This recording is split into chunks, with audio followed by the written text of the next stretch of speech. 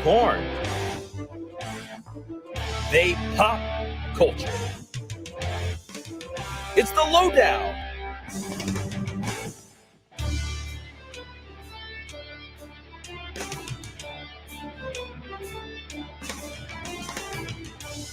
What is up, everyone? Welcome to the latest installment of the Lowdown Popcast. I am the voice of PCW and the voice of Lugoff Elgin High School Demons football, Elliot Popston. And to my right is the founder of the hottest wrestling promotion in the Mid-Atlantic. He is the owner agent of Flyer Float Travel, where you can book your dream getaway at flyerfloattravel.com. Host of the Shane event, can sell ice to an Eskimo. He's also the curator of Spirits of Shane. New York's greatest export, Shane Dorr. I was like, you better give me a better clap than that. It's like, clap, clap. Okay, next. To my left. Great to be here with my three best friends. I'm excited to be here with my two best friends. And together we're the three best friends that anybody can have. We're excited to be here with you too, Shane. Oh, thanks. And to our left, it's the seven time.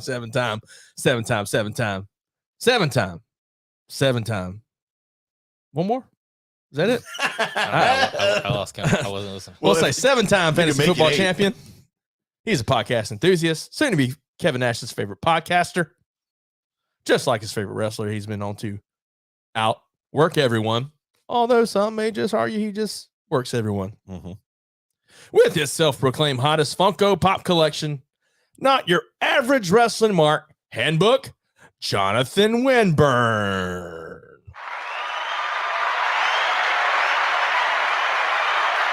I was gonna say, keep going. That is so rude. What's up, guys? Well, I mean, since I accidentally, cut everything off on the first round of claps, I figured, You give him an extended one. Yeah, Give him the one I didn't get. Okay, fair enough. just trying to make it fair. Really early. What's up, bud? Southern Justice. Say what? Welcome to the show, man. So glad you could join us and watching us. Oh, guys, we got a pretty good show happening on today. Bud Medlin, fellow cruise enthusiast. You're welcome, bud. But guys, before we get started right here in the Day Soul Coffee Lab studios, y'all want to go ahead and toast? Yeah. This is a segment where a curator, Shane Dorr. That's what I do. Go ahead and I drink. I'm an alcoholic. No, He will deny that up and down all day. I have one drink a day. Well, and it's on Tuesday. I mean, He's like, I don't really drink. Shane, well, I drink at least once a week. Well, maybe twice a week. Let's just keep it going. Hey, I can tell you, Bud Medlin just is laughing right now. Oh, I'm Just because I bet he is. I know he's laughing. Brino, be like Brino, ladies and gentlemen.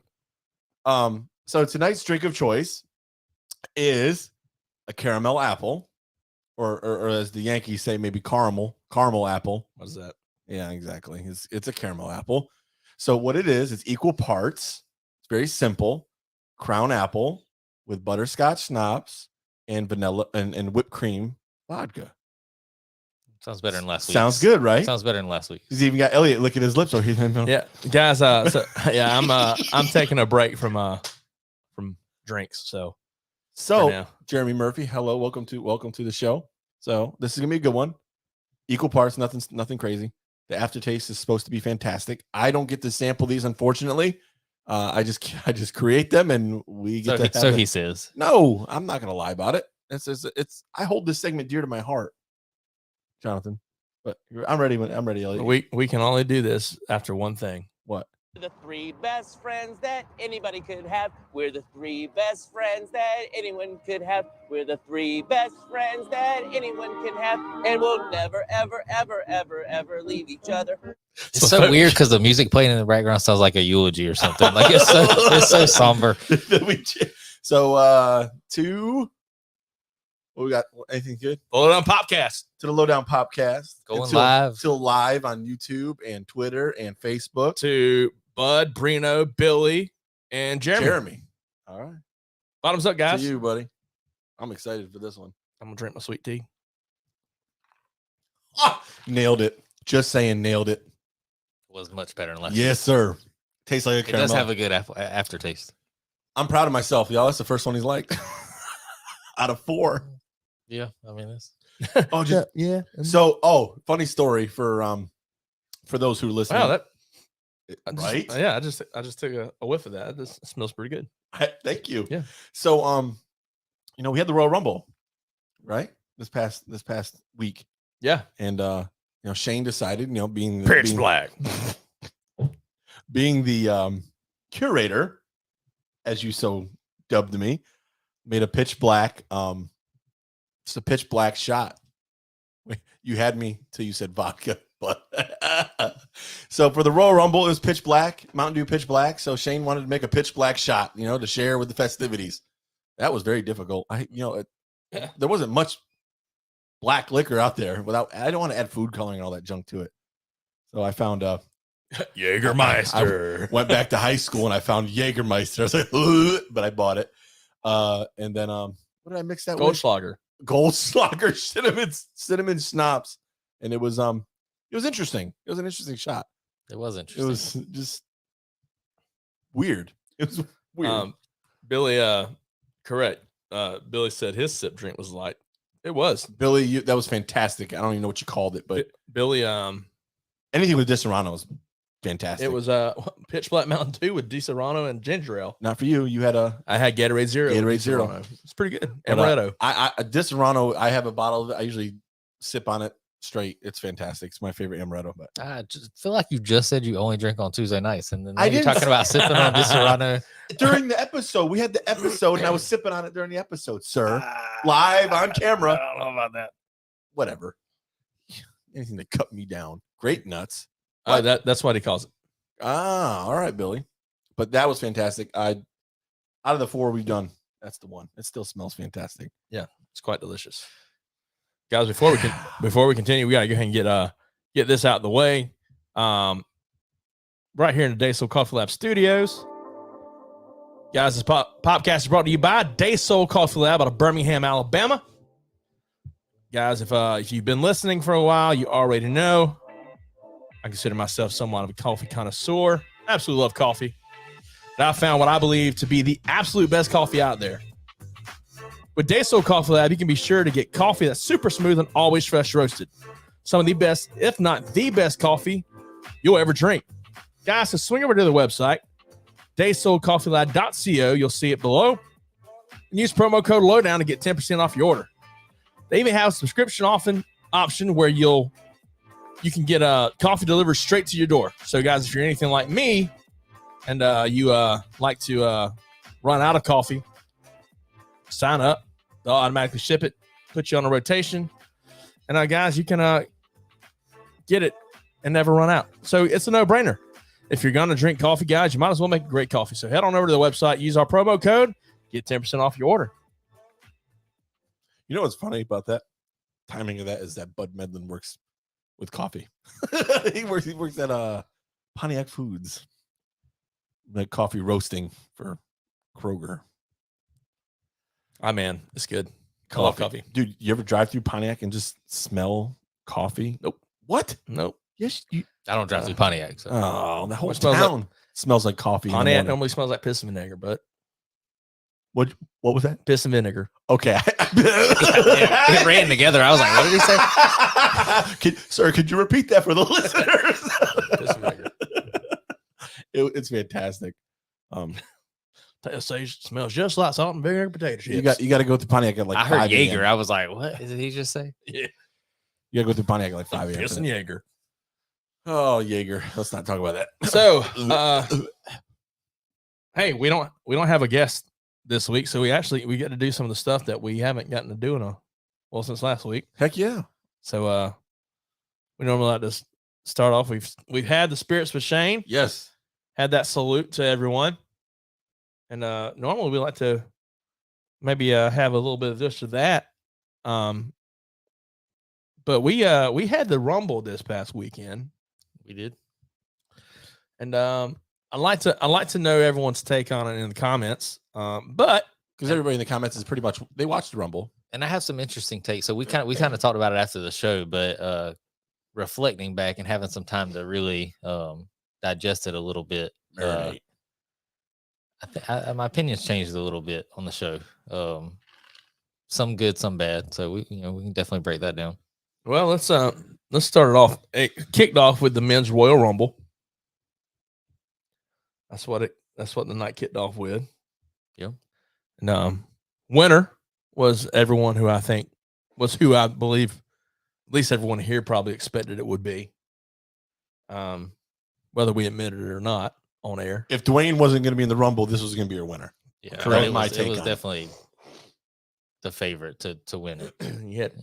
So the American Nightmare Cody Rhodes comes out on top.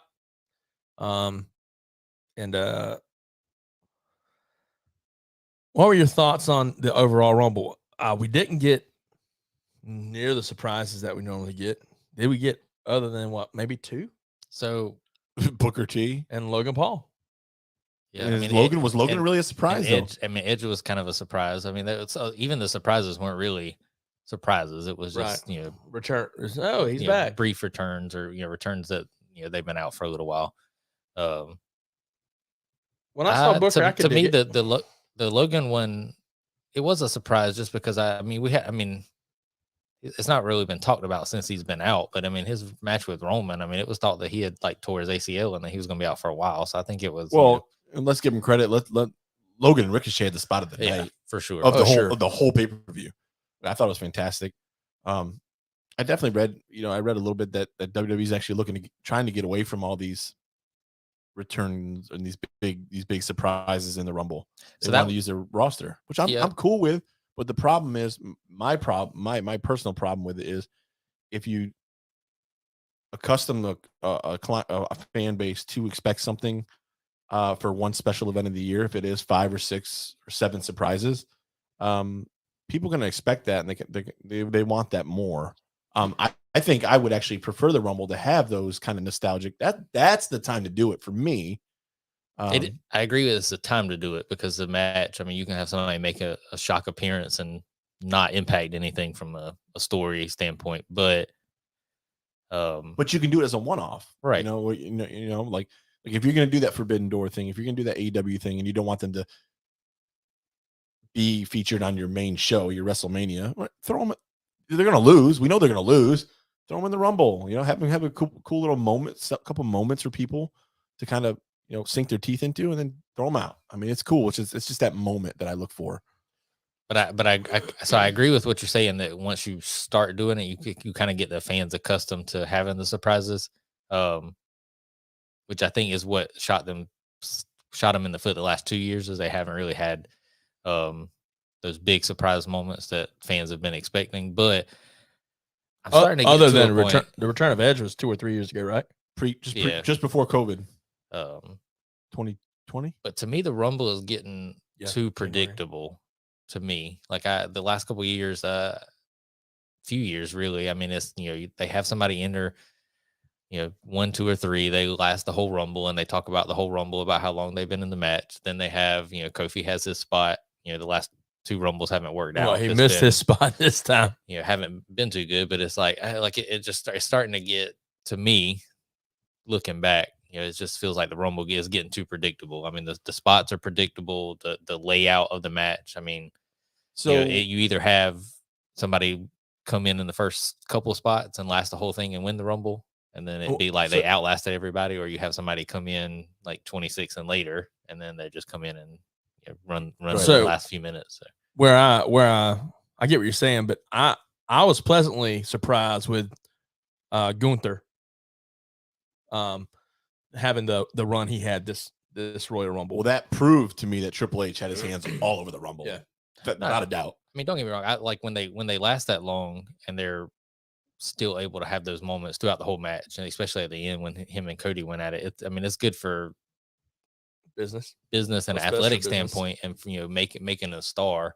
I just think they have to. They can't every year just have somebody enter in 1 and 2 and have them last 45, 50 minutes to an hour. And then it just gets to the point where it's like when you have 1 and 2 come out, it's just, you kind of know one of them's going to be there towards the end. And I do think the Cody at 30 was intentional protection. I mean, you don't know what to expect and how he's going to handle with his surgery. So I get that move. But let's catch up on some comments real quick. Billy Fox said too many NXT. I don't remember there being many NXT talent in the men's rumble. Billy, if you take a look at that and let me know of them, I'll recant. But well, and the women's, yes, but I don't recall many NXT talent. And I wouldn't be able to shoot on WWE for using NXT talent. I mean, they got to be showcased somehow and get propelled to that next level some way. I guess the best way to introduce them would be a rumble. Bud said Logan Paul and Ricochet. Yeah, spot of the night. Out of everything, you had Brett Chow in the house. What's up, Chow? You can start the show now. Hey man, thank you for being on. You look bad, man. Bruno says not sure how popular the opinion is, but I have Jay as the one to do Roman and not Sammy. In a match or program, the formula is usually that the heel has to get his comeuppance. Yep. All right. For comeuppance for everything he did to the baby, and nobody has taken more abuse, both mental and physical, than Jay. What do you boys think? It's funny you said that. I want to go through these other comments first, and we'll come back to that. Bruno. Billy said Rumble was very predictable. We all knew Cody was going to win, but him being 30 was even more predictable. Gunther got the record for the longest time in the ring. Hey, I didn't realize that, but that's like an hour and 10 minutes or something like that. That's a pretty big deal. Old Dom couldn't tear the mask. Dom. Chow agreed. Too predictable anymore. The Logan Paul Ricochet spot was pretty sweet, but the rest, meh. Chris Evans, welcome to the show, man. Watch out, bud. Keep talking about Dom. He'll show you why he was in prison. There was a part. Wait, there was a part during the pay-per-view. I think it was pay-per-view or it was on Raw. I don't know what it was, but they were talking about Dom's time in the pen. It's somebody goes, he was only in for like 6 hours. You know, this is a funny segment. Billy, it might be more females than males. I think he's referring to NXT. And Cheryl, hey, just want to drop in and say, hey, hello, Cheryl. Cheryl, I'll be listening from the Hub's Fun tonight. Sharon. Back to what Bruno was stated though. Yeah. So I think we all kind of alluded to this in after it happened and we saw him walk out, and maybe we alluded to it during the show, or maybe we talked about it through the chat. But I think was it you that said main event, Jay? Or was it you? I don't think me. I felt like one of you said main event, Jay. I can't take credit for that. I think it might have been Billy. Okay. Oh, it was me. But so I have to agree, Bruno, that I believe Jay should be the one to dethrone Roman, not the other way around. Well, I'm sorry. Something tells me it's still going to happen, but it could be just what I want. But having Jay separate himself from the bloodline still has me holding out for hope that Jay does bring in The Rock. Hey, Roman cuts, I'm the head of the table. Jay's like, not so fast. Oos. And then, kind of brings that in, especially with the news that Austin's not working WrestleMania this year. I think WWE needs to, at this point, have that kind of marquee name, that name of the lights, so to speak. That's just my gut. I think that's what they have to do with this storyline at this point, mainly because of the Austin news. But that's what I'd like to see. Yeah, so I'm torn because I think usually you have the winner of the Rumble, which was Cody, and it's kind of a foregone conclusion that that's the Mania match, which it is. I mean, he's going to be in the Mania match. I've been reading all this stuff about fans kind of being torn whether it should be Cody or Sammy facing Roman. Let's not forget WrestleMania is 2 nights, so there still could be 2 main events. Cody did make it clear when he came out that when he said what he was challenging Roman, he used the whole undisputed title, not just WWE title. So I'm curious to see where WWE decides to go. And the rumors that I've been reading is that Sammy's going to fight Roman at Elimination Chamber. In Montreal, Sammy's hometown. That's interesting. That's an interesting little side note. What I see happening, I feel like Jay's going to call Sammy the match. And then it's going to lead to the Usos versus Sammy and KO at Mania for the tag titles. Is what I see happening. Somehow, something. They got to deviate them a little bit some way. Jay does something. You got too many names involved with potentially the same thing. So they got to kind of pull them apart a little bit. It'd be dope to see. I'm sorry, I'm going back to The Rock just because that's what I want to see. To see The Rock cost Roman the belt at Elimination Chamber in Sammy's hometown. That'd be pretty sweet. It would, because it would set up Rock versus Roman exactly, and it wouldn't without be for the title, belt, which is key because I don't think Rock's gonna win the title, so it makes it more interesting. Problem is, I know the longer this goes, well, yeah, but I wouldn't feel invested in Sammy versus Cody at all. Like that doesn't interest me. Like I think the match would be phenomenal. Cody's journeys, I agree. So the big thing is that Cody's journey has been such a big focal point, but the Sammy bloodline thing is so hot right now that WWE is really in a dilemma on what they should do. But I think Cody versus Roman is the best match, marquee match, like on maybe not for diehard fans, but just primetime media. Well, so does Rock return at WrestleMania and calls Roman the belt at WrestleMania to see him at SummerSlam? It very well could be. There's just something about, I don't know, something about that whole thing with Sammy in Montreal. They do some sort of screw job. That's totally up their alley. Well, Jay. I mean, that could be the thing with Jay. Very well possible. There's a lot of interesting things. It's got me invested in Elimination Chamber for sure, mainly because it's Sammy's hometown. That whole thing, a lot of things can be done. All right, Brett says, I see the point about Jay, but I don't think they'll give him the title push.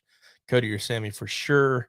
Oh, and let's not forget about the whole Winged Eagle Championship being talked about. That would be insane. Billy says, so with him leaving the bloodline, do the titles get dropped? Tag team titles? Valid point. So they give up without physically losing in a match, or because they're brothers and they're tag champions, they have to work out their issues. Who knows? Brett responded, I think so, Billy. I think he'll walk out of a title match during the middle of it, causing Jimmy to lose.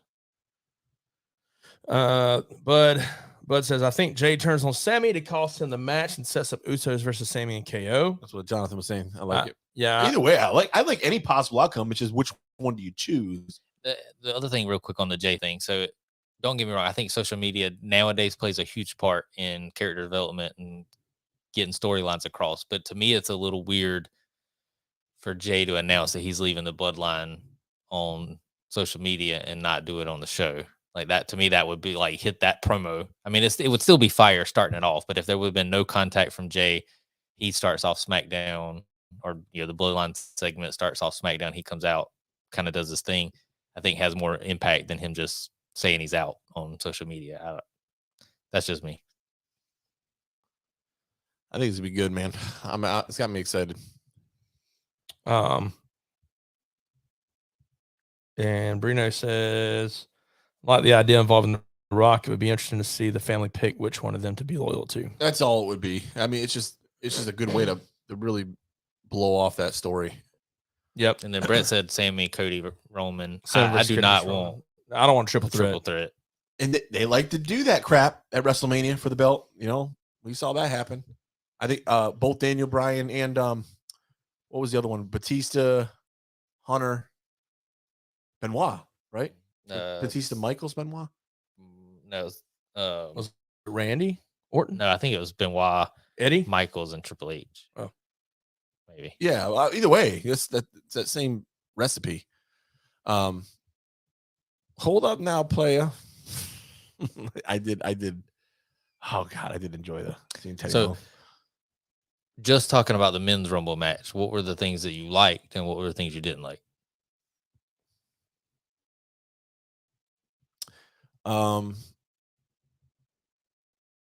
mean, my personal opinion is I alluded to earlier is the lack of surprises. I mean that or nostalgic returns. Let's not use surprises. Let's use nostalgic returns or potential crossover moves. Right, that's the time to do it. That's my opinion of the Rumble. Especially something that nobody's gonna expect. Right. You saw Ricky Starks was backstage supporting Cody. Right. Throw him in the Rumble. Why not? They're not. That's no. But you asked me. Oh, no, I you mean, asked me no, what I didn't like. I just think that's the time to do it without having the have to must use them again. Just quick. Throw them in 2 minutes out. I just think having that appearance of it is the one thing I don't like, or not having it. That's my opinion. That's it. The Rumble was good. It was solid. I enjoyed Brock getting eliminated kind of quick. You jumped out of your seat cheering. He's out. Brock was number 12. That kind of surprised me seeing him that early on in the Rumble a little bit. Kind of in that first third, around that first third of him. I definitely saw him coming toward the end. I was hoping 30 for you. I was hoping he comes in at 30. But I mean, the Rumble was very mediocre for me this year. So lacking is a better word. Yeah, a couple of points. So it was we kind of joked, and you kind of brought up a good point that, especially with the camera angle. So Ray never entered into the Rumble, so Cody only beat 28 men, and then at the very end he jumped over the top rope when he was getting out the ring, which after was the very match was uncharacteristic. Over, but very just, weird. You were like, okay, that's gonna be how they play it. They definitely didn't even acknowledge it. So unless they acknowledge it on SmackDown, they could still do it on SmackDown, but I just don't. But was that not weird? Like it's one thing to not eliminate 29 other people and then get out the ring or roll out of the ring, but to propel yourself like that. So that was one of those things where I thought about, and I was like, well, maybe he was doing it because, not alluding to the fact that it was only 28 people eliminated, but maybe just because it was the Rumble, that was like his, like he was just doing it because that was the rules of the Rumble, not more trying to. If y'all don't know what we're talking about, just go back and watch the finish of the Rumble. And then watch Cody exit the ring. Reno, I'd love to hear your opinion on it. It was the first thing that hit my mind. Just watch Cody leave the ring. It's not normal. Something's weird there. I don't know. Maybe it was just, I don't know. But it looked off. It looked weird. Speaking of Bruno says it was cool seeing what Sheamus and Drew did for Gunther, whatever you call him. Walter. Walter. Yeah. I was real scared. Gunther was trying to slap Cody's new boob off. I was getting nervous. I always get nervous when they target like a recently repaired spot. Thurman and Bud says, Kevin Nash, haha, inside joke. Bud. Hey guys, I heard Kevin Nash is going to be in the Royal Rumble. He knows what I'm talking about. He'll allude to it. It was just, we watched the Royal Rumble a few years back, and like I literally were sitting on the couch, and I was like, hey, I heard Kevin Nash is in this Rumble, and then all of a sudden the buzzer hits. And then Diesel's music starts playing. Impeccable. But yeah, that was my take on the Rumble. What'd you think? So I'm almost. We both thought it was weird that they announced Cody for the Rumble so early, and then reports came out that WWE was happy with what they had, surprises they had, lined up. Which to me, reading that comment, it makes the Rumble disappointing because to me, I don't really think there was any surprises. But I almost wish they would have maybe still shown the Cody packages, but not had like actually fully, confirmed that he was going to be in the Rumble, to make it, I mean, they didn't know that Rey Mysterio, right? So the rumor was that Rey Mysterio wasn't cleared. That's why he didn't enter into the match. And they did the thing with Dominic, or Dom Dom. But, Dom Dom. Like, imagine number 30 hitting and it not being Cody not coming out, and then whoever it is, Gunther, whoever, that in the final thing, and then somebody comes out and says like, hey, since Ray couldn't compete, we found somebody else that could. Then Cody come out. I think the shock factor would have kind of still been there because it would have thrown off the scent a little. But with them announcing him so early and the whole roads to the Rumble, it seemed like that was, anything else would, I think, besides Cody winning, would have been a letdown for the fans. I mean, that was what was expected. Yeah. Keith Andrews says, fellas, what's up, Keith? Welcome to the show, man. I know that guy. Oh, yeah. Best dang cameraman. Does great camera work for sure. So, second match. Well, what do you think of the Rumble, though? We didn't get your opinion on it. I mean, it was okay. Good, bad, It was okay. indifferent. Yeah, I mean, there was nothing that I was like, the Ricochet and Logan Paul spot was good. That was just like, oh man, they laid it out there for sure. Seeing Brock getting eliminated the way he did it by Lashley was, Bobby. That was fun to see. That's something I got to give to Lesnar, man. Like Brock does business. That's something I got to give him credit for. Well, the money he's getting paid, he should. But man, he does the job. Like look what he did for Drew McIntyre in the Rumble. Brock, was that a couple years ago now? The way he got eliminated in that Rumble was fantastic. It made Drew look like $1 million and made Bobby look really good here. Yep. So I like it. I mean, So I just don't like when he wins, especially if there's a belt involved. the thing with I don't know what it is. I'm not a fan of Brock because of the way he's booked. But it's like when I think of Brock, because when I think of Brock, I think Brock versus Roman, and then outside of Brock versus Roman has been Brock and Bobby like the last few years. I mean, it was like it has not been that long. Wait, you guys want to feel? You'll remember this. So that's what people's wanted. No. Knock knock. Who's there? Bobby. Bobby who? Exactly. That was the promo that happened like over a year ago that Brock did on Bobby. Well, that was right before Crown Jewel. That was funny. It wasn't funny, but that's what made it funny. That was funny. Guys, you want to feel really weird? Something I just thought of. Brock Lesnar's been back in WWE for 11 years. It has been a long time. Can you believe that? 2012. It's insane. But knock knock. That was a good one. I remember that. That was funny. He's had some good moments though, man. He has had good moments. Can we not forget the tractor? Or was it the tractor that he jacked the ring up? Yeah, that was hilarious. I remember he's had good moments. It's just I remember that when he was hold on. But that was SummerSlam, and the Bobby stuff didn't happen until after SummerSlam. But the Bobby promo was before that. No, it had to be. No, it was a while. It would make no sense for it to be before that. It had to be because he still had Heyman with him when he'd cut the promo. Yeah, Heyman was in the ring. That's because they were working the angle of Heyman. That was right before Heyman screwed Lesnar at SummerSlam. Regardless, Heyman was already on Roman's side at SummerSlam. You're thinking this is like a year ahead of past what we're talking about. He has been back for 12 years. We're gonna have to let it up. We'll have to watch it on YouTube afterwards. But do you remember like when Lesnar was breaking everybody's arms? Remember when we broke Triple H's arm? Whenever he stiff elbowed Braun. No, Randy Orton at SummerSlam. That was all intentional. Or you were talking about where they had the beat down? Yeah. It was all had Jericho all pissed off in the back. Yeah. But Randy was in on it. I mean, it's all man, that's good stuff, dude. Lesnar is he's so freaking physical. January 10th, 2022. Wait, are you saying you were wrong? No. Oh, I was saying, can you repeat it? No, January 10th, 2022. Were you wrong? Bobby who? Who won the bet? What bet? There was no bet. Oh, there should have been. Who was right? Said SummerSlam. SummerSlam was in August. No bet. So it was like 6 months before that. So was Crown Jewel before SummerSlam? No, Crown Jewel was like in November. It was the Crown Jewel before. They fought at Crown Jewel. But that's Jewels. Like they fought like 2 or 3 times. Not. Who's there? Bobby who? Exactly. It's funny. I like it. Anyway, that was all one match. Next match. Yeah. So second match he had. We go on rabbit holes here. He had the women's title match. All right. What was the third match?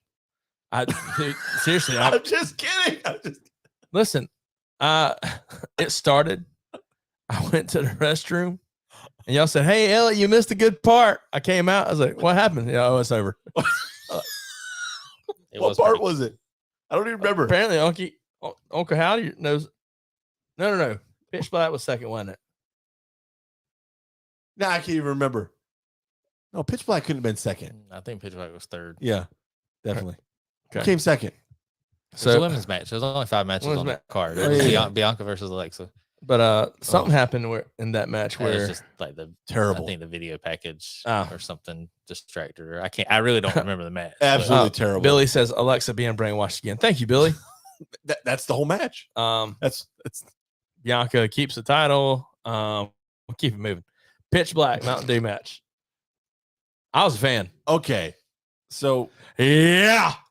I am. Let me start off by saying the whole story with Bray Wyatt and LA Knight has done nothing but elevate LA Knight to the level that he's deserving of.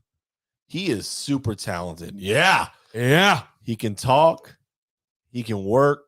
He looks like $1 million. I mean, the whole gimmick I absolutely friggin' love, right? So yeah, the whole match itself, I was nervous because obviously we knew it was gonna be gimmicky, right? I was under the impression it was gonna be cinematic. I'm glad it wasn't, because this match in person, watching it live, was absolutely amazing. Gummit, Wow, Jonathan. he's always effing up every time, dude. I mean, it's not hard to press the volume or button. hit the silent button. I cut my volume, my ringer down. I just don't ever cut my media volume down. Always effing up on the phone. Just kidding, but yes, It's become a thing now. I got to do it every week. But yeah, just interrupt. It's always during Shane's talking too, and you know how I am forgetting everything. Yeah, so the whole element of it, the way it looked, the way it came across on TV was fantastic. I don't know about being in person, but on TV it was fantastic. The lights, the black lights, the detail, right? That's what I noticed the most was the incredible attention to detail to the Roman numeral 6 on Bray's face and the paint and the black light paint was pretty cool. The way it brought things out, or UV paint, what it's called. Yeah, it was awesome. And people were making fun of WWE for being all corporate. I'm like, bro, do you know how much Pepsi probably paid for that spot? Forget you, bro. I'm a money guy. All right. If I guarantee the money, the transaction just for that whole gimmick was unbelievable. I mean, they said that the Rumble was like over doubled, I think, from 3 million came from Pepsi like for that spot. sponsorship standpoint than any Rumble previously. I thought it was great. Obviously, the end there with the Uncle Howdy dive. Yeah, was the only, I think, negative for me. It looked awful. Was it negative though, just because of the fact that we got to see all the ankles? Yeah, it was like 4 feet away. Yeah, it wasn't even close. But what's funny is I look at Bray's placement there, and I think Bray was supposed to be his point, right? Because he jumped right over Bray. Where Bray was, he went, or she went, whoever. I don't know. The placement was very off. It looked weird on TV, but then you got hundreds of people that are recording it live with their phones that caught the same angle too. So I don't think that was the impression that they wanted. I couldn't believe it was happening. Yeah, Bo.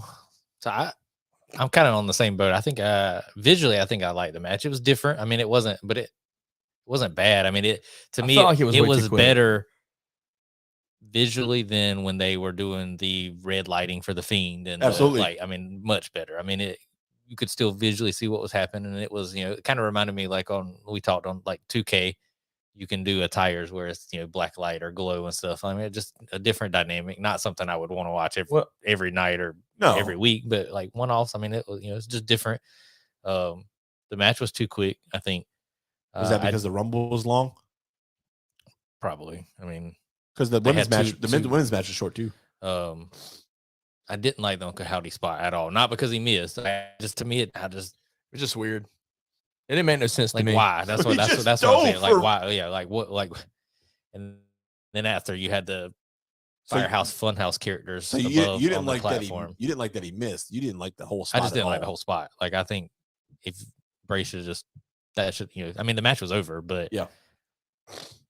Why? Like, what was the purpose of that? I mean, well, my thing is if you can, the Uncle Howdy character's been indifferent to Bray. I mean, he's like going against Bray or like come out and distracted Bray and stuff like that too. So like, I'm just thinking about it because when we were watching on TV, like you're looking at Bray and you're looking at a fallen LA Knight, and like you just see this corpse just fall. It's just like land. Well, Like, but then you saw. I mean, you also saw Bray, holding the straps and laughing like O'Cowdy always does.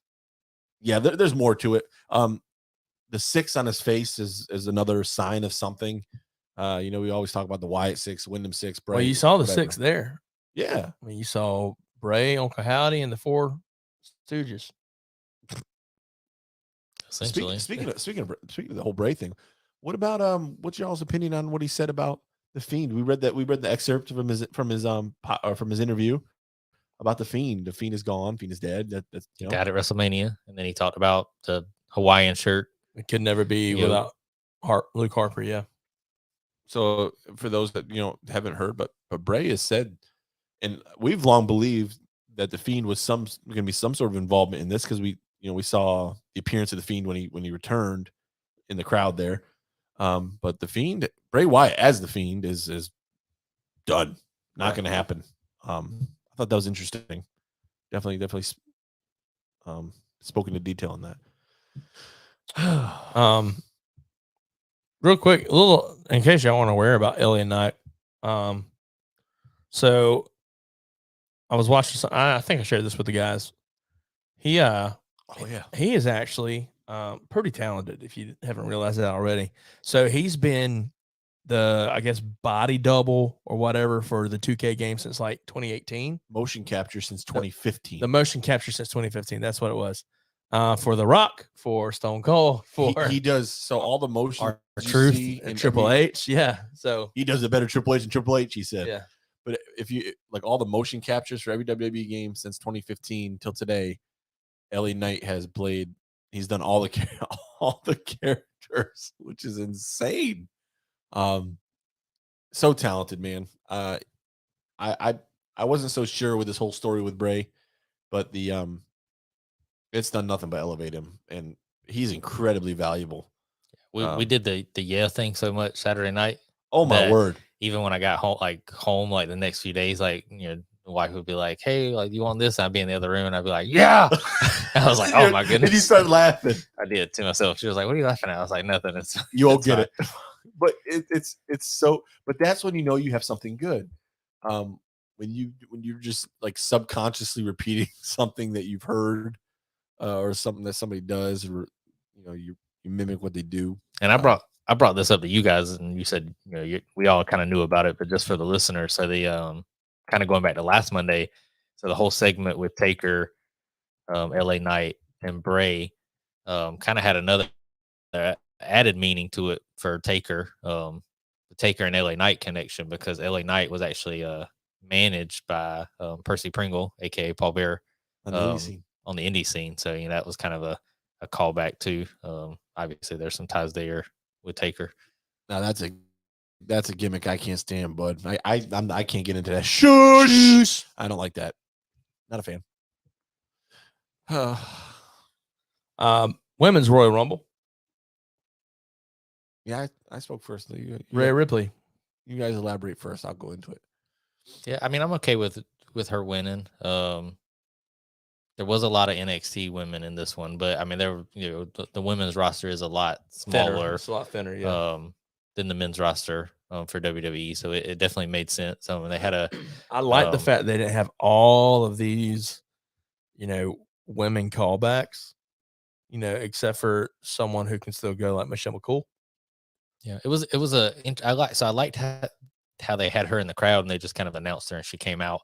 Or just took her jacket off. I mean, she obviously knew she was in it, but it was just just different. Wait a second, I didn't sign that contract because she didn't come from the back, so it's just, and they already showed her on camera in the crowd, so I think that they might have done that to try to throw the scent off a little bit. Oh, she might not be in it; she's just here watching.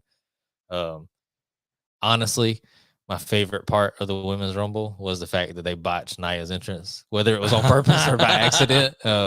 Oh, that wasn't intentional. It would just fit so well with like just her. Yeah. I love. She didn't last long. That was nice. She wasn't in it that long. Couple over the top spots for me. I'm not ever a big fan of. So I do like my wrestling a little bit on the believable side, right? And I was never a fan of the 6 to 8 on 1 smudge, they call it, and then all of a sudden they all go flying, right? I thought that was tacky. The Big Show spot. Yeah, RVD, then Cena. Sorry. I don't know. Yeah, so I take that back. That Nia Jax was my second favorite spot of just her entrance because they botched it. My favorite one was definitely Asuka's entrance. Like, yeah, she's gonna be pushed hard. Yeah, she looked fantastic. Yep, that was probably the best I've seen her look. Jeremy says nothing like getting beat up by Michelle McCool in a pair of black Ugg boots. That's facts. I love Asuka's face paint.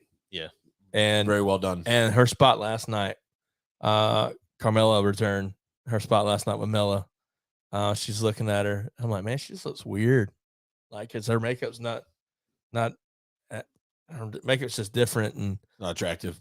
All of a sudden, she didn't have any makeup on in the hardly any in Raw. I mean, she was. Yeah, that's what I'm saying. Hardly any, other than maybe some eyeshadow or something. But she's looking at her, all of a sudden, like the blue mist just starts coming out of her mouth. I'm like, oh, all right, that's where we're going. And I said this during the Rumble. It seems like Asuka's taking a lot of influence from Muda, and I love it. I'm all about it. I think it's a great. I don't know if you want to call it. I don't know if you call it a passing of the torch, but a great callback to Muda. Definitely does it justice. Sign of respect. It's awesome. I think the whole thing. So you said I didn't get to watch it, but you said she was without face paint, right? So Muda was only Muda with face paint, or with the whole giddy up, right? If anything without, he was just Kenji Muto. So I think that could be what we're going toward by the sounds of it. Maybe the face paint is only saved for certain moments. Not sure. Yeah, I don't know. So they announced on Raw that the final 4 women of the Women's Rumble would fight in Elimination Chamber with 2 more people to be determined, and it was or the final 3 members of the final 4. So Asuka, Nikki Cross, and I can't remember who the third one is. Or Rochelle, maybe. I'll tell you what else would fight. Raquel. Yeah, would fight in the Elimination Chamber with a returning Carmella, and then 2 other spots or something. So they kind of announced it, and then that was the segment. They showed Carmella, and then Asuka walked up and just kind of didn't say anything, just was like staring at her, and then started smiling, and then the blue mist liquid just started running out of her mouth. I'll tell you what else I took away from the Rumble, Women's Rumble, is that Naomi is done. That was it. Yeah, I definitely think that would have been the moment to bring her back. Yeah. Definitely, because to me it would have been it would have either made sense to bring her back in the Rumble, because that would have been your big spot surprise, even if she didn't win it, crowd would went nuts. Or you bring her back with the whole bloodline thing, because they teased the bloodline and Rhea last week, but it seems like the bloodline's imploding, so then now she doesn't fit in that to me either. So yeah, I don't. Does that whole thing make you nervous with the bloodline possibly ending here? Let's going back a little bit. The bloodline is the best story told by WWE in a long time. It is, and the fact that it will be sad to come to an end, but it's all of us got to come to an end at some point. And the fact that Roman's been the champion for like almost 2.5 years, which is like it. I know that he's been the champion for a while. Hogan, but when you say 2.5 years, it's like, man, he's really had the belt that long, and he hasn't been pinned in longer than that. And so it's just I think it's time at some point soon. That does upset me. I think ever since Sammy got involved, Bud said she gone. Bud said what? She gone. Oh yeah. She referring to Naomi. Well, speaking of bloodline, yeah, the heavyweight Universal World Heavyweight Championship match, or Unified Universal, whatever title they have it. Kevin Owens and Undisputed Universal Heavyweight Championship match with KO and Roman Reigns. Man, I love watching KO. He's a great worker. It was a really good match. Some of the spots, the spots with the ring steps. I mean, that was Oh my Bro, god! my head hurts. Like I was like that's that was. I mean, it I'm Twice. sure, yeah, it didn't. I mean, it looked like scary. I was like one wrong like hit. I mean, that should I mean, like maybe he hitting was it. breaking it up a little bit with his palms, but dude, not that much. I don't know. They showed the replay. It didn't look like he was getting his hands back there. So I don't know. I agree, bud. That match was that was KO's match for sure. It was everything it needed to be for the main event. Yeah, it was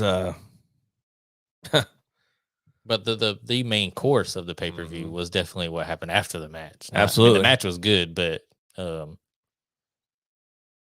the post match,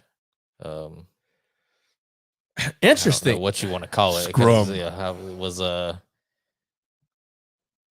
definitely Segment? the highlight of the show. Post-match. So That's where my the Rock was coming back. I would say that's where my opinion of the show kind of changed a little bit because in the moment I really did expect the Rock. surely someone. Yeah, they like, come on, bro, give it to me. Dang it, Pat. But I do think it was the right move. Looking back, I think it was like it's all about the story and it was done fantastic. The way they did it, I mean, I think the Rock coming back would have been a big moment. It would have overshadowed and the whole everything thing with though. the Rock is to me that what made the Rock versus Roman exciting was the fact that WrestleMania was in Hollywood. That's where I like, even if it happens, like it's not Hollywood. That's what the Rock. That was to me. That was what made it the whole match possible. So if it doesn't happen this year, I'm not really holding my breath. But I think, like you said, the Bloodline storyline has been going on so strong and it's been so good. But Sammy has been carrying the Bloodline storyline. Not Roman, same way in the match. Like they say, KO carried Roman. It's the storyline has been good because of Sammy. So I do think it was something that needed to happen. And I think that the way they did it was fantastic. Looking back on it, kind of letting it marinate a little bit. It's got me wanting more. And I think having Jay conflicted sold it that much more because he was the one that stood up for Sammy, but he was the one that didn't really. He was the last one to be on board with Sammy in the group to begin with. So I think the long-term storytelling was really good. Yeah. But Billy says Sammy has been holding that storyline above water. Bud says the bad part is I was waiting for Monday Night Raw to see Sammy, then crap, SmackDown. That messed up the whole 3 hours. That ruined his whole episode of Raw. But see, that's another thing with with throughout his like WWE's history is that Raw's always been the A show, but Raw was always the night after or 2 nights. It's the first show after the pay-per-view, and now SmackDown is the A show. It's very weird. SmackDown is like 5 days, 6 days after the pay-per-view. So you have, I mean, it was the exact same thing that was the same way I felt with Bray when Bray came back. He came back on the pay-per-view, and then I was expecting something to happen on Raw, and then they didn't even. He wasn't there, so then you had to wait. And to me, the buzz dies down a little bit. Yeah, I don't think that's a good thing. So what happens like at a Raw after WrestleMania? That was always a big thing. Remember the Raw after Mania, biggest Raw of the year. Yeah. And what do you do? 5 days later, folks. I agree. Well, I just think it's interesting that every time Roman's gotten turned on, he's gotten a chair to the back. First the Shield, then the Bloodline. It was a good callback. So, well, what else in regards to that's it with the Rumble, right? Yep. Anybody taking a look at the Dynamite card for tomorrow? Nah, I can't. It came across. It's AEW, man. I'm always gonna. Timothy Thatcher versus Bryan Danielson. Yep. Potential match of the year again. And they said that match actually came about with Sting and Darby doing the Muta match. That was a trade-off that they did the Muta match, and they allowed Thatcher to come to AEW. Well, and Sting and Darby versus Joe tomorrow night as well for TNT Championship. That is weird because I'm on the fence about what they're going to do there. Darby's going to win. I'm not so sure. Darby got the big win in his hometown. So I read somewhere, and it makes Was sense. it Meltzer? It's got to be true. I don't know if it was Meltzer, but Wardlow hasn't been Uh-huh. on TV, and they said that I think he's ready to come back, and they said that he may show up and cost Joe the match, which would because it would keep the title on Darby, but not make Joe look. I'd be okay with that. I'm not gonna. And Asher that would be continues okay with their storyline. Bud says y'all better be lucky you're doing this instead of watching NXT. Terrible. But are you calling us terrible? Are you calling NXT's terrible? Oh yeah, well that's a given. Yeah, the Darby Allin Samoa Joe. I mean, your predictions, Darby Allin, but I call you, but I got Bud on my mind. You got Darby Allin winning that too, Elliot? Yeah, I think so. It is no holds barred, so anything can go. So it makes sense for that to happen. Well, and then the question becomes: do they try and keep Wardlow focused more on Ring of Honor stuff? Yeah, they got so much talent, dude. They got to do something here. Because him and Joe, they got so you got Revolution in March 5th. March 5th is Revolution, and the Ring of Honor pay-per-view is March 31st. Yep. So yeah. You said the Bryan Danielson Timothy Thatcher. Bryan Danielson Timothy match. That's match of the night, probably from a wrestling standpoint. What? So you got Moxley and Hangman. That'll be a good one. Haven't seen that before. No, but I have I read something somebody, I guess fantasy booking said this, and I'll get to it a little bit later, but it makes sense with Hangman versus Moxley involved too. So I was like, oh, it would be a good a good match. So it's official that Ibushi's contract's up with New Japan, and they said, what if who's wrestling at Game Changer Wrestling coming up? And somebody put Ibushi? Yeah, GCW. The Elite, Ibushi, and Hangman versus BCC with Takeshita. Yep. I love when I said that. Take a shit on the show, and then MJF, of course, cuts that promo. But he took that from me. He listened to the Lowdown podcast. Sorry, and I think but they said it in like a what's the Stadium Stampede or something like that type of match. Okay, so not with Jericho though. No, you cannot have a Stadium Stampede match without Chris Jericho. I don't know. I'll see you have bloody guts. The Elite. Did you know Jonathan hasn't seen the Stadium Stampede matches? Really? I saw the first one. I mean, the second one. No, but the OG. I haven't seen the first one. That's that. Ladies and gentlemen that are listening, paying attention, just know that is going on our TV after this episode because those matches are phenomenal, hilarious. But the Elite, Coda, and Hangman versus the Blackpool Combat Club. I mean, Moxley's been in them, so that would make sense to me. The Elite was in the first one. The Elite or Young Bucks. I don't know if Kenny was in it. Just picturing Jericho because it's been the Pinnacle that's been in the Stadium Stampedes, and the what's the other group he had? He had Pinnacle, Inner Circle, the Inner Circle. Yeah, Circle. Against Woken. They need Broken Matt Hardy. They need to somehow get the Jericho Appreciation Society in a triple threat 5-man team Stadium Stampede match. Would be hilarious. Oh my god! And it's always done at like Daly's place next door. Yeah, it's just so cool. Well, I'm a big fan. And then a Red Velvet versus Jade Cargill. Yep. And, you do got Konosuke Takeshita. How do you say it? I say Takeshita, but Takeshita versus Brian Cage. And then the Acclaims, and it just says they're in action. Yep. So I'm probably against a couple local guys, but I'm interested. I think Brian Cage is on his way out of AEW, and you're pushing Konosuke big time here on the AEW programming. So I don't see him losing to Brian Cage.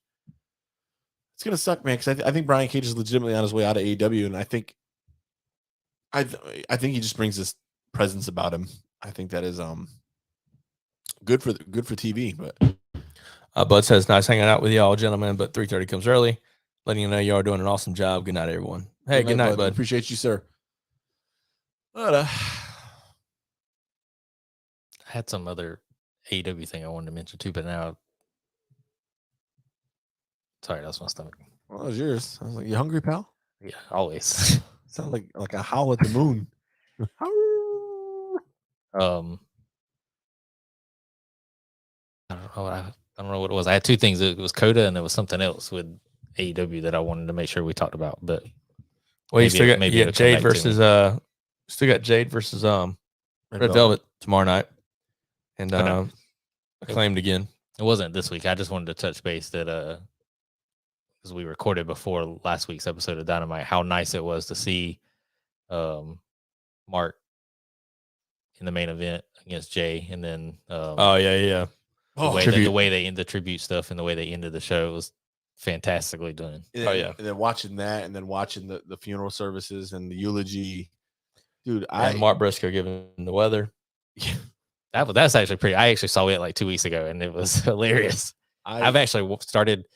So I wasn't a big indie guy. I didn't watch a lot of Ring of Honor, but I did started my subscription to Honor Club and went back and started watching All In. And then after last week's episode, they released at like 3:30 in the morning. They released the Jay Briscoe tribute episode. So I started watching it, but then I just found myself just going back and like on YouTube and watching Briscoe promos and stuff. And I was like, oh man, they were cut from a different cloth, man. They truly were. They could, and they didn't need the big bright lights of a WWE or another major company to succeed.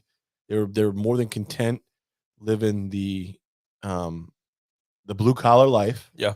Running their farm in this small hometown. They never moved to the big city. They stayed on the farm. They did their work. They worked local indies. They worked Ring of Honor. They were more than content with doing that because they obviously very apparent it wasn't about the money for them. They did it for the love, and they obviously had deep rooted beliefs as far as death goes.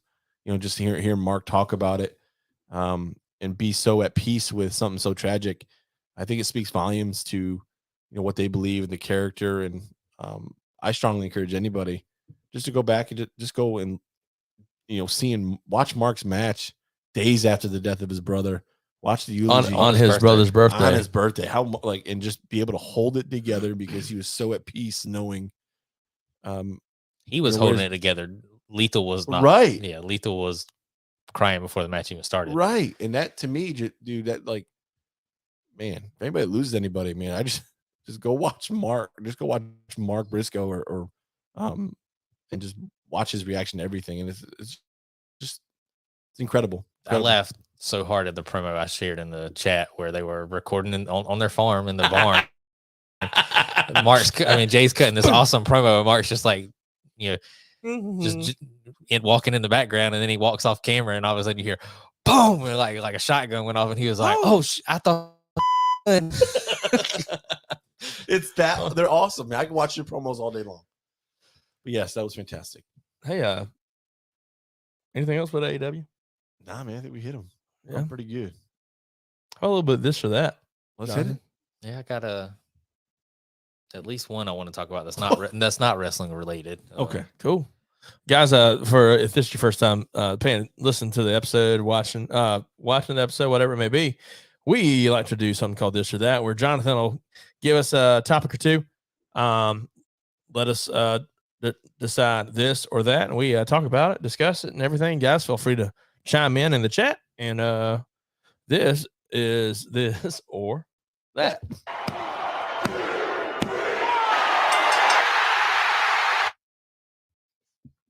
All right, so first one. So being that the Super Bowl is not that far away, on the topic of football, so Terrell Owens or Randy Moss? I don't even have to think about it. You go first. We'll go first. I'm going Randy Moss. I love Terrell Owens, if you want to be technically correct. I love what he did in San Francisco. Hated what he did in Philadelphia. Loved what he did in Dallas. Always kind of hold a special place in my heart. However, you go back and evaluate Randy Moss as the real longevity that he had with multiple teams. What he did at the tail end of his career in New England was it 2000? Must be 2007. 2007 was the Brady's 50 or the big touchdown year. 19 touchdown receptions, I think it was, for Randy Moss. I don't know what his age was at that point, but obviously he was near the end of his career. I think Randy Moss was just more of that deep play threat than Terrell Owens. If I had to choose between the two, I'm taking Randy Moss every day, twice on Sunday. No pun on it. That's when football games are. Not always. Most of the time. I do love Terrell Owens. Again, I don't know if it has a lot. Maybe it has something to do with that time when he, on the Star. I wasn't really a big fan of that. Wasn't a big fan. But then again, Randy Moss didn't Randy Moss do the pants down thing? Yeah, it's great. That in Green Bay? Yep. So I mean, they both done the trashy things. Like he was taking a dump on the field. I don't know what he did. Oh, no, I thought he was just pantsing him. Mooning the crowd. Him. Yeah. Either way, I mean, they both done things that are kind of cheesy, but I think from a play standpoint, reliability, longevity standpoint, I'm going Randy Moss. So I want to hear Eliot's opinion, then I'm gonna break it down a little bit for you. Okay. Stats? Yeah, of course. Somewhat. Some other questions for you. I'm gonna say I would take Randy Moss. There's a reason somebody gets Moss, someone doesn't get TO'd. I mean, I always felt. I mean, teams get TO'd at least probably 3 to 6 times a game. Turnovers. So I was thinking timeouts. Yeah, I would take Randy Moss though. And maybe it's. I know Randy Moss had his quote unquote drama, but so did Terrell. Little quarterback. I couldn't take Terrell. T.O. I couldn't do it. So my initial reaction when I was thinking about it was definitely Randy Moss. I was just like, it's got to be Moss. But then I was like, like growing up, I mean, watching it at the time, I was a bigger T.O. fan than Moss. But then as I got older, I was like, it's got to be Moss. But I started comparing them. I was like, it's a lot closer than you would think, because you were talking about longevity. So Moss played 14 years in the NFL. T.O. played 15. Moss played for the Vikings, the Raiders, the Patriots, the Titans, and 49ers. So a lot of those are a couple games, or you don't really remember it. T.O. played for 49ers, the Eagles, the Cowboys, the Bills, the Bengals, the Hawks as a offseason practice squad. So that we know that don't really count. I see what you said there. I see what you did. There's even got an asterisk on Wikipedia. It says offseason and/or practice squad member only. But career stats. So yeah, they're not far apart. Yeah, not at all. So Moss had 982 receptions. Okay. T.O. had 1,078. Okay. T.O.'s got him by like 1,000 catches. Receiving yards. T.O. catches. had. That's what I said. Or did I say 1,000? No, I meant 100. T.O. had.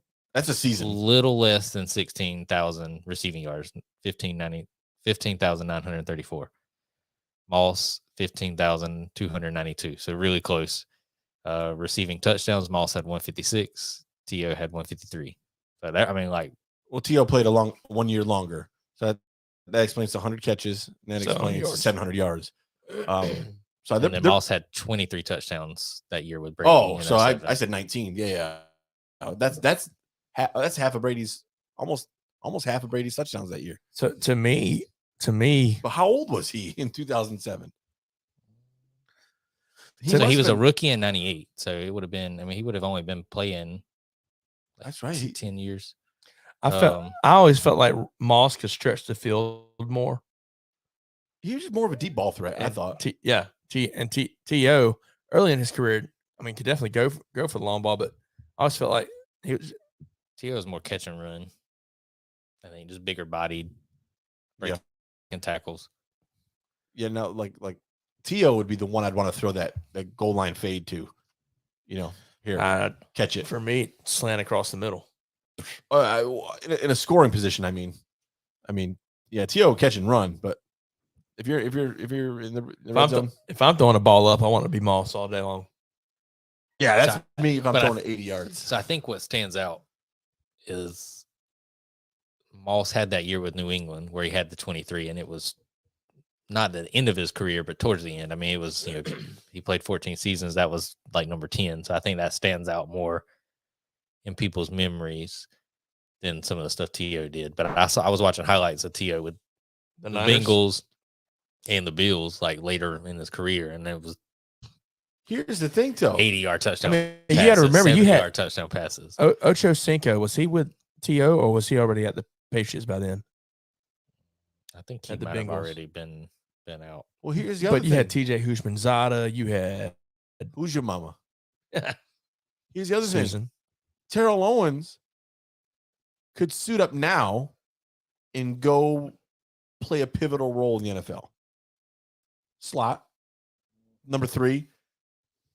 I guarantee you he'd at least be effective. He would draw somebody away.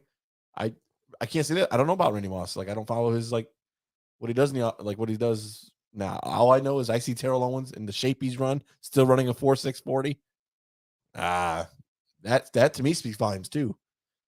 I guarantee you somebody could sign Terrell Owens. You know, he'd be a number 3 or 4, and I guarantee you he could still put up numbers. Maybe. Yeah, I fully believe that. I don't. You don't think Terrell Owens could score a touchdown in the game? I think the corner Score, yeah. I mean, Okay, that's putting up numbers. He could. but anybody could score. You could go out there and score. No, I could not. If the play call was right, you could. No, Yeah, I could I've not. seen 300-pound offensive linemen out there wide open, and then Sir, you're come on. It's still the NFL. These guys are still ridiculously athletic. I still think Terrell Owens. I still think he could do something for somebody in the right role, not in any team. I think it'd have to be a team that has a loaded offense. Yeah, I don't know, man. But I would love to see it. Like, I keep seeing all these things. Like, Terrell Owens is in shape. So here's what I say. I don't know. So I mean, could he do something in the game? Sure. I mean, anybody can make make a true impact. I don't think so, because I think at this point, with his age, I would say that Julio is still, like, at this point today, Julio would be a better receiver than T.O. And Julio didn't really have that much of an impact with the Bucs.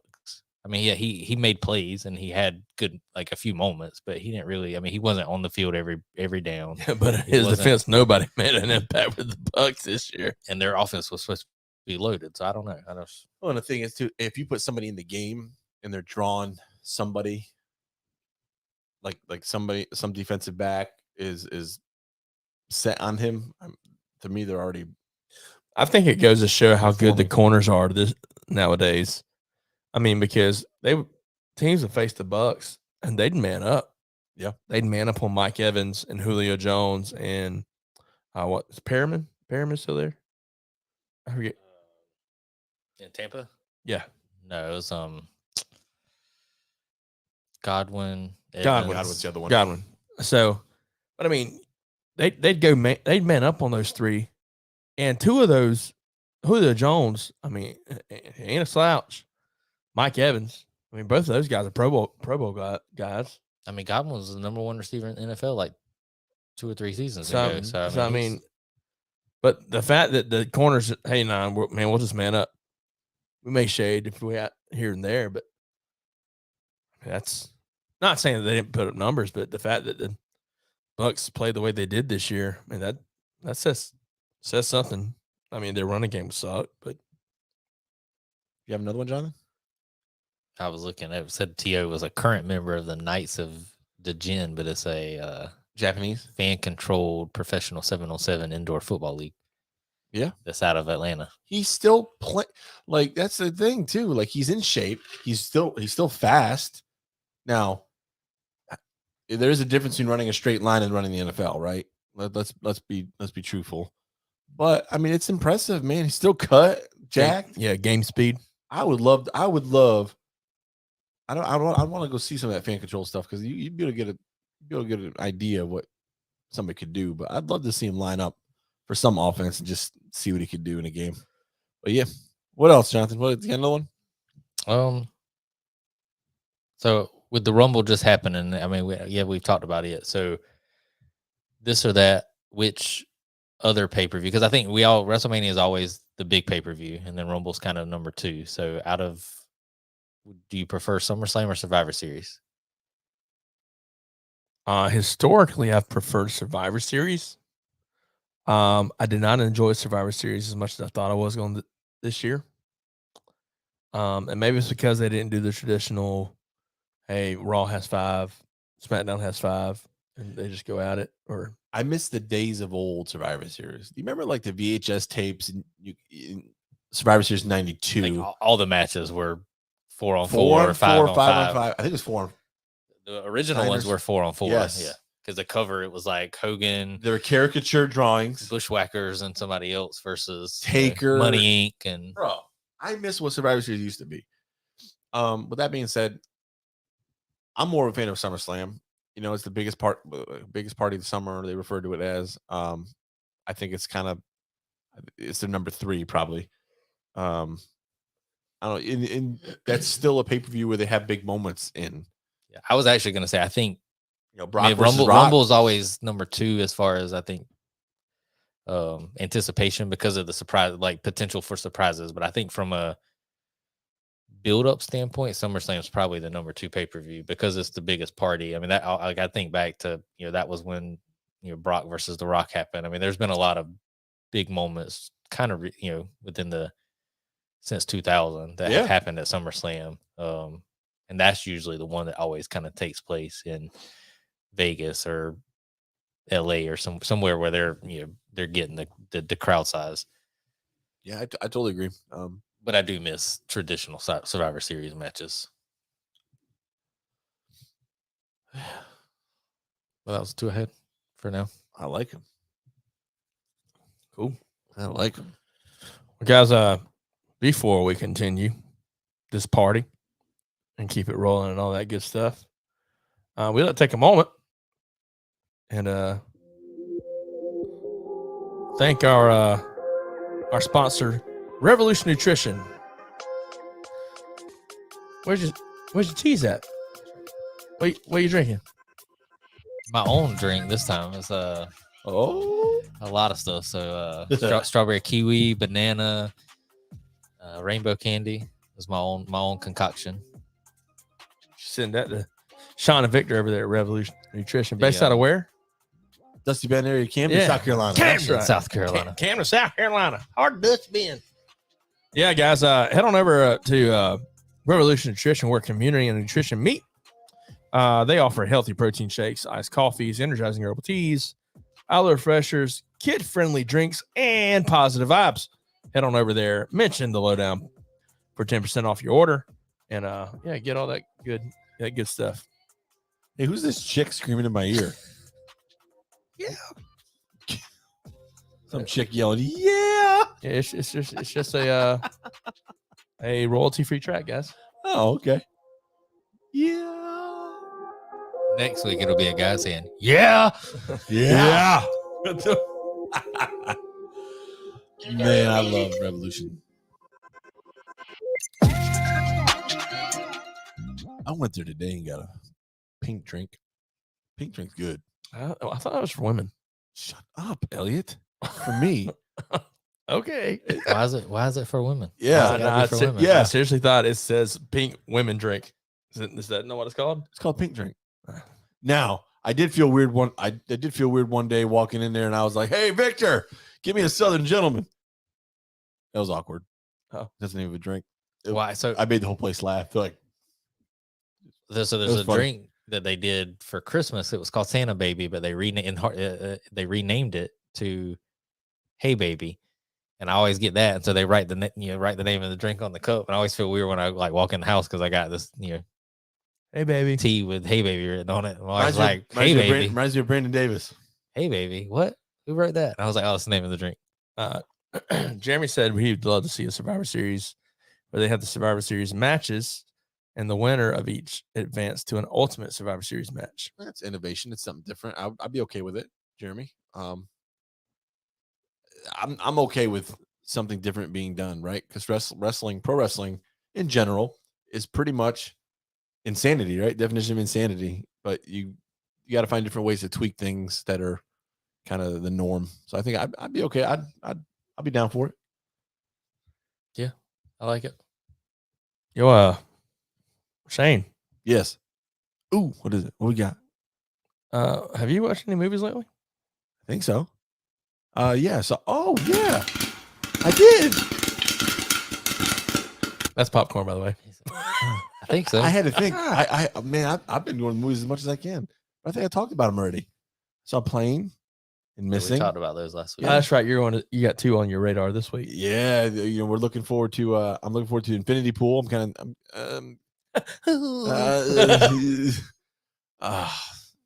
Infinity Pool looks interesting. I said, Shane, you should watch this. Yeah, that's exactly the message I got. Hey, Shane, there's a good movie you should see. Not like, hey, there's a movie you want to go see it. It's like you should see. I ain't watching it. I'm gonna give it a try. It's called Infinity Pool. It looks really good. I'm into that kind of. I don't know if it's supernatural. I don't even know what it's about. I haven't even watched the trailer. I ain't gonna have lights randomly flickering on and off in my house. You watch Stranger Things? Nah, it's completely different. No, No, lights yeah. are flickering. No, sir. Not in my house. Chris Chambers. so I want to swallow my tongue again on air. but and then I'm going to see. I saw Knock at the Cabin. Knock at the I wanna Cabin see this that one. week. I saw the trailer for that for the first time today. The new trailer is Mhm. with Batista tearing up. It's fantastic.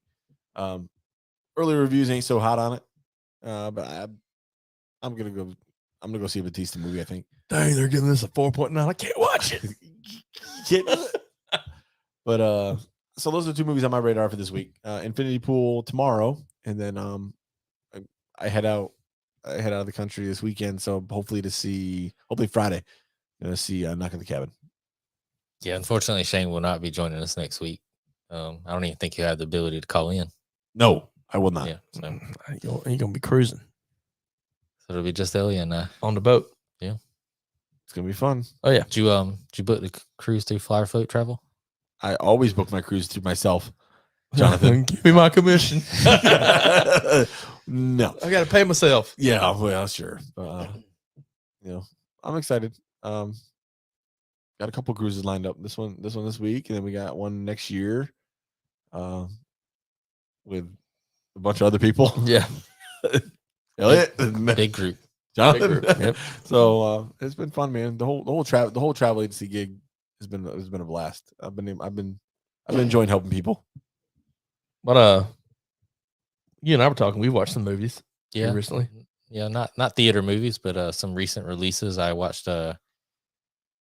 Shotgun Wedding Yep. with Josh Duhamel and Jennifer Lopez. I enjoyed it. I did too. Shane said he fell asleep the first 30 minutes. Yeah, That's cool. I'm not going to talk bad about it because I didn't watch the whole thing. So I'm not going to give an opinion on it. Yeah, I mean it had some typical rom-com stuff in it, but I mean I love Jennifer Lopez. I was telling me and my wife, she watched part of it with me, and when there was a scene when I was like, you know, like, I know what scene you're talking about. I was like, you can definitely tell she's aging a little bit. You can just see, you can just tell, like, the skin's getting a little older and stuff. But I think she's gorgeous, and that she's gotten better looking the older she's gotten. It's like a classic car, like a fine wine. I'm Like not aged much cheddar. of a wine drinker, but I might No, make an I'm not either. exception. Like a old bottle of bourbon. But I don't go it that was good. far. Jennifer Coolidge was I think that's her name, right? You Yeah. talking about his mom? Yeah, it was hilarious. She's oh, hilarious. She yes. plays the same character in like all her stuff. Yeah. She was hilarious. Every time I see her, I think of the commercial she's on now. I don't know It was a Chris commercial where she's playing the piano. Yeah. Blah blah blah. I don't know if I've She seen is that. funny. But no, I thought it was well done. That was funny. Multiple times I'm sitting there watching it while I'm working in here, and I just find myself just laughing out So loud. you both watched the whole movie? Mhm. What would you rate it? I give it probably about a 6-8. Dang, that's Yeah, I don't know if I'd get that high. I mean, it was enjoyable to watch, but y'all Yeah, taking my thunder a little bit, but that's all right. Maybe Maybe maybe a 6-4. I was gonna say like 6-1. But somewhere between that, mid sixes somewhere. I would rank that one higher than the other one I watched. Real quick, because my wife just messaged me. Said my son was snitching on me for talking about Jennifer Lopez. I started off and said that Danielle was watching it with me. 5.5, boys. So yeah, with point. Yeah. I said 6.1, so I was close. Yeah, I don't. 0.6. I don't go by IMDb, so I don't either. Oh, you guys had no idea how accurate they are. But the other one that we both were talking about watching was You People with it was okay. Who's in it? Yeah, Eddie Murphy, Jonah Hill, and His career's gone downhill. I can't remember the Eddie girl's Murphy. name. Yeah, Eddie Murphy was in it. The girl from Seinfeld, I can't remember her name. Julia. I don't know how to pronounce her last name. It's rated higher than the movie, the other one. But it was good. I enjoyed it. I went into it thinking it was going to be hilarious, and I didn't find myself laughing as much as I thought I was going to in the movie, which was a little disappointing just because you kind of went into it expecting it to be a comedy. But, There's some people that would have found it very uncomfortable. But I think it was like accurate representation of what it would have been like viewing that type of relationship in today's society with, a Jewish guy dating a Muslim girl, and then them meeting their families. The whole thing was about conflict with him, with her family, and her with his family, and then them trying to, adjust to the. So it's kind of a legitimate, serious movie as well as a comedy, dark comedy. I wouldn't say dark. I mean, he's a Caucasian white or Caucasian Jew. She's an African American Muslim. He's not really a practicing Jew, but he's Jewish because he was born Jew. So he's Richard Museums. She isn't really a practicing Muslim, but she does honor her father's wishes. So they're struggling with that. She's struggling with his mom. He's struggling with her dad. He is a podcaster who has that was actually probably my favorite part of the thing, because it started off. I watched the trailer and I don't think it showed that in the trailer. And then the first scene is him doing a podcast, and he's like, "Oh, I hope to make it big." And I was like, "Oh, I'm in now. I got to watch the whole movie." So he's in finance, but he's also a podcaster. He's very, very timid. Would you say timid? Is that the right word? When it comes to confrontation, he does not like confrontation at all. Definitely Richard. But he his podcast is about what they call the culture, right? So his co-host is an African American female, and they just they talk about the difference between blacks and whites. And it comes out it's something that he has to then deal with in a relationship. And I wouldn't have rated it as high as the other one, just because maybe my expectations are different. Maybe it was just one of those things I was like, it's a bit. I just feel like there were some things that they just kind of missed the mark on. Maybe it was not enough Eddie. Maybe it was too much Eddie. I don't know. I think it was just if you go into it thinking that it's going to be a legit comedy, it's different than how you would imagine it. So I wouldn't go into it with that mindset. I mean, it has some funny moments, but I think like Shotgun Wedding, you go into it knowing that it's going to be rom-com with a little bit of action. You get what you can expect from the trailer. This one was a little different. I mean, I still enjoyed it. It was just different than what I thought it was going to be. Yeah. But by the end of it, I was like, I mean, I could really see that. I mean, I could legit see that being a realistic take on a relationship in today. I started the series Swamp Thing today. Pretty good. The newer series. Yep. I'm on episode 3. So I've watched it. Me and the family watched it. It was really good. So what happened was it was supposed to be on HBO Max or DC Universe at the time, like their own platform. The show's fantastic, but they were having a lot of production issues. So when the season ended, they were like, well, we're, it cost too much or something. They were like, we're not going to do it. Before I think only one episode had been released, and they were like, they'd already announced they weren't going to do season 2. So I didn't watch it at that point. I was like, well, if they're not, if it's ended that, it must be terrible. But then they released it on CW as part of the Arrowverse kind of thing with Flash and stuff. So that's when I started watching it, and I was like, man, like they definitely should have continued it or like picked it back up because I think the show's fantastic. I think my favorite part is, and this may be a spoiler, but it's been out for a couple years, guys. So if you haven't watched it, whatever. I think the part I love the most is the fact you didn't even get introduced to him until like the second or third episode. You know, I'm not going to say how, but that for me was like, man, so I'm expecting something, right? You check out you check out the '90s cheese, the '90s series. Oh, I used to watch the cartoon. He never saw it. Yeah, I used to watch the cartoon. It's so good. I man. had a Swamp Thing figurine when I was younger. Now, is the old one based on the DC character, or is it just based on? I can't tell you. I was never into comics. Just the series though is so cheesy, and the voice. I can hear the guy's voice in my head still to this day. Just like very distinct. It is. I don't know. Just still sticks fresh in my mind. I think it might have been based on the same character. I'll have to go back and watch it. I think it's cheesy. It's the '90s, but It makes my heart sing. I think you'd like Swamp Thing. I did laugh.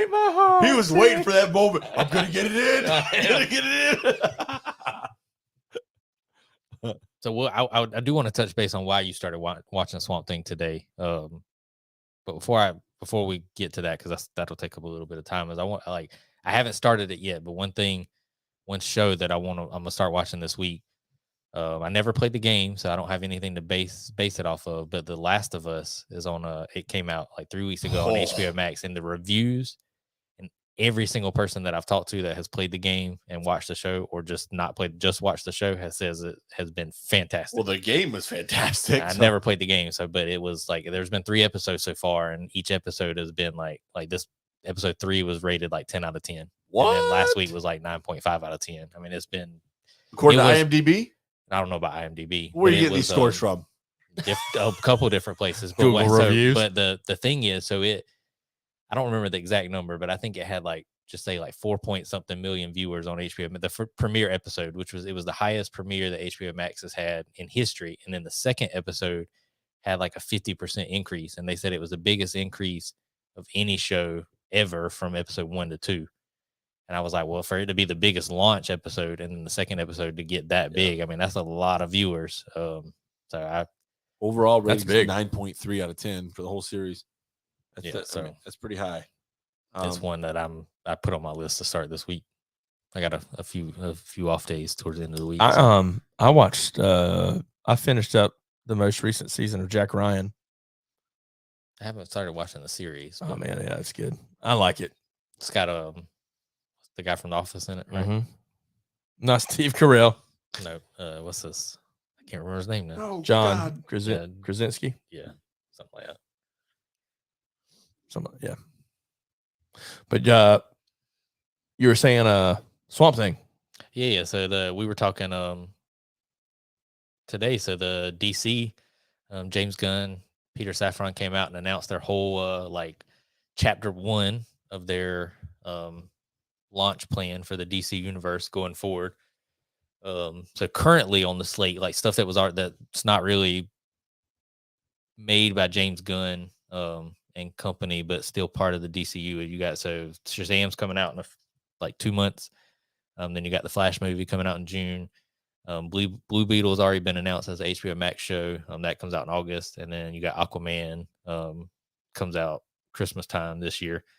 But then they announced 10 new projects, and they announced a date for something that's not going to be part of the DCU, but they just went ahead and announced the date. So you got the first 2 Creature Commandos. So it's going to be a cartoon, but it's going to take place, I think, like Frankenstein, like that, like DC's Frankenstein and stuff like that. So it's going to somehow tie into a bunch of like a modern take on a bunch of monsters taking on Nazis, is what he said. But he said he wanted to do it as a cartoon just to kind of save some budget, get everything started. Yeah. But he did announce that his plan is for the whole universe. So if somebody voices a character in the cartoon and then their character shows up at some point in the universe later, it's going to be that person playing the character. They're not going to cross over. So they're casting the voice cast with those people in mind to play live action versions. They are currently put a season 2 of Peacemaker on hold in order to do a season on Waller. So it's just going to be based on her character, which if you watch the first season of Peacemaker, there was a lot happened in the last finale that had to do with her. And then movie-wise, so you got The list is long. Superman Legacy. So that's the it's not going to be an origin story, but it's supposed to take place kind of early on, I guess, in Superman's journey. So before Henry Cavill. Yes. And Gunn made it apparent that he said Cavill wasn't fired. He just wasn't hired. That was his exact words. And he was like, it was the movie that he was never signed on to do another movie, that they wanted to do a story, but the story takes place before where Superman was currently at in DC in the universe. So they wanted to recast the role. There's a show that's going to be called Lanterns, which is going to be Hal Jordan and Jon Stewart as Green Lanterns. They said think like True Detective HBO type series. The Authority, which is I kind of took away like kind of like a Guardians of the Galaxy, like a group that you don't really know much about because they said it was a comic group, but I had never heard of them, none of the characters. So kind of anxious to see where that's going. You know what I wish? I wish the guy from Smallville would have done more stuff with Superman That's a lot of people's preferred Superman. than just a Smallville character. Yeah, he made a brief appearance in the Flash show when they were doing a lot of the crossover stuff. But he was a really good Superman. Or Clark Kent. I guess he was never really Superman. Paradise Lost, so it's going to be like a Game of Thrones style drama, but it takes place on the island where Wonder Woman was born and raised, but before Wonder Woman. So I'd see it. I love how they alluded to it in the movie, so yeah. I'd love to see it. I think the biggest one for me, so they're Brave and the Bold is the Batman movie, and they're going to introduce, they've already said it's going to be Batman and Robin, but it's the Robin is going to be Damian, which is like legitimately Batman's son, but he doesn't find out until like Robin's like 10 years old. So it's going to be like a different take of Robin that we've seen, different character. So where does this take place in Batman's? So Batman's older. He's older. So they said that we would be introduced to the DCU's version of Batman. So it's not going to be Affleck. I don't know if they're. So the Flash movie is going to change some stuff. They've already announced. It's not Matt Reeves. It's not Pattinson. No, so they did it. That was the second thing. So they did announce Batman Part 2, October 3rd, 2025. Be fantastic. But they just said it wasn't going to have anything to do with the DCU. So he said the beginning of it, James Gunn said that you'll see. So the DCU is what they're calling their universe, and it's going to be over like TVs, movies, games, like all of it's going to be tied together. Same actor's voice, all that stuff. But anything that's not in that category, because J.J. Abrams is doing a Superman movie too, that it's gonna have some other type of brand. It's DC, but you're gonna know when it comes on, like when the opening credits come on, that it's not part of the DCU. Like it's got a different title head or something. It'll probably say based off the DC comic. James Gunn, or like DC Studios presents or something. Yeah, James it'll be Gunn's different. Marvel's got to be shaking a little bit. They got to be a little nervous here because James Gunn's presence in his mind and things he's going to bring to DC, I think, is going to really help elevate them to what Marvel has ultimately become. I think that's the plan. I mean, that's Warner Brothers' plan, that for sure. And I think having a good set plan, because this is just the first chapter. Like he said that they're writing 8 to 10 years is what they're looking at, like a whole time frame from 8 to 10 years. This is just chapter 1, and then you got a Booster Gold series, which I didn't really know much about, but they said what happens is he's from the future, and he basically uses a time machine to come to the present and uses like I guess technology from the future to make it seem like he's a superhero. So like a comedic role kind of thing. Then there's a Supergirl, kind of like Star-Lord. I guess, yeah, to some extent. And then a Supergirl movie, and then a Swamp Thing movie. And they said the Swamp Thing movie would definitely be like horror based. Awesome. So I was pretty excited. I mean, there was a lot of news. Kind of like the main one. Oh, and Winnie the Pooh's reviews ain't too good either. Well, Christopher Robin. And then that's cool. Some other movie. So they first details about Bad Boys 4 came out. So I think they had announced it when they announced Bad Boys 3, but that was really about it. And then with all the stuff happening with Will Smith, it was just kind of, you didn't know if it was going to happen or not. But they're definitely working on it. And then it also came out that Disney was looking to do Aladdin 2, which was announced after Aladdin came out, the first live Prince of edition. Thieves. They said so it's going to be different. It was based on I think a certain book or certain series. It's like loosely based. But they said the focal point would probably be Will Smith as the genie.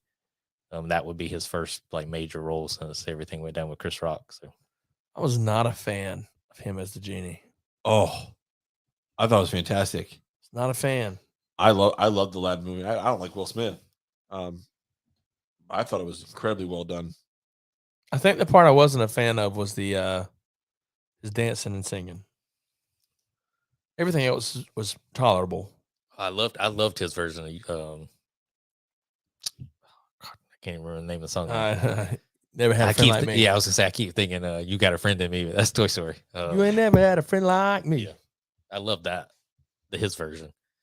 I didn't. And maybe it's just because I was like, oh man.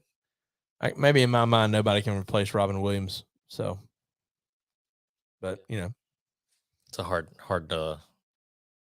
person to replace for sure. Yeah. And I can say I did like Will Smith definitely made the genie in his own version. And I can appreciate that. I prefer the OG version. Which by the way, like Beyonce and Lion King? No. By the way, the guy who plays the genie on the Disney cruise, phenomenal. Just saying. Their live show. What you got down there, buddy? Oh no, you were looking at me. I was waiting on you to say something. Oh. What else? That's about all I got for movies. Like I said, I might try to go to movies this weekend. I'm definitely gonna catch up on The Last of Us because I was actually gonna start it last night, but I was kind of tired and I didn't want to. It's one that I want to make sure I got the time to watch it, pay attention, and I don't want to doze off because everybody I've talked to says it's so good. So I'll add that to my list because I love the video games. Yeah, and everything I said or read said it's definitely been the best like video game adaptation of anything, movies, TV. So, but in video games, I pre-ordered the Harry Potter game. Yesterday. So it comes out in like 2 weeks. It looks fantastic. And then it's open world. Open world takes place in like the 1900s or something. So it's like before Harry Potter, the character, or before Dumbledore and stuff like that. So the whole thing there has to be some like Hagrid might. Some of those characters got to be in it, right? I said it wouldn't have any characters like you. I mean, it might allude to characters that they talked about in the movie, like was it Salazar Slytherin and like the old people, but the cast and the characters from the movie wasn't no spring chicken. Yeah, I think it's even before him. Jeez, I'm intrigued. But, gosh, what was it? The 1400s? It's got to be before the 1900s. But the thing that got me was that most games like that, like all the Harry Potter games have come out, were always like tie-ins to the movie, or like the movie came out, hey, we're going to come out with a game, so they're following the game story, the movie storyline. They're releasing them on a very short time frame. They're not good games. This one looks, I think they said like playthrough the main story would be like 40 hours. That's a long time. And like if you do all the side stuff, it's like 100 hours. And I was like, so that's, was that game $70? Yeah, for PS5, I think it was 70. Speaking of games, AEW Fight Forever finally got their rating. That's T15. That's big. Game must have been pretty violent, for them to not get that approved so quick. I think they said it was because of the blood. So yeah. But it doesn't have to be realistic blood. It's just you could just have. Every week on Dynamite there's blood. So, oh man, it's something different when Ruby bleeds too. Like a stuck pig. I was like, oh my Lord, man. Then you got they started announcing a few details for WWE 2K23. It's going to include war games. I'm a little excited about that. See how that plays out. They said they wanted to include it in last year's game, but it took so much that they weren't able to do it. I'm intrigued to see how it comes across in a video game. There's a lot going on there. So that's what they were saying. You got to have 3-on-3, 4-on-4, whatever it is, but you got to have people enter at different times, and then you got 2 rings. They said it was just a lot production wise for them to include in 2022. So LA Knight make it right. That's what I was about to say. Yep. Bam. Well, anything else for you got any ratings for him though? Oh yeah, I got a whole bunch pulled up. Oh. We didn't get to do this last week, but every week we like to try and do some IMDb rating with the self-proclaimed IMDb rating king, Mr. Shane Dorr. Never called myself that. Yeah, so Jonathan will throw out a title of a movie or show. On tend to do movies because some of us don't watch episodic television. Shane, I watch Stranger Things. oh my god, doesn't count. Why? It's like the only one ever. Just because you watch one doesn't mean you watch episodic TV. Yeah, Touche. I watch Boy Meets World. I know them by heart. And Smart Guy. He's a smart guy. Yeah. Oh, Tosh Smart Mowry. guy. I can sing that song. Remember that, Jonathan? Very much so. Sister. Something in my own mind. Oh, sorry. Go ahead. Where are we at? Yeah, and Billy said, yeah. Yeah, that's right. Let's go. All right. Movie number 1, The Expendables. The first one? Yes. My favorite one. Wait, let me go back. Is that the one with Chuck Norris? And he goes, did I hear you got bit by a king cobra? Yeah. And after 48 grueling hours, the cobra died. That one. Just see if it's got Chuck Norris in it. I don't remember him being in any of them, but that's just me. Yes.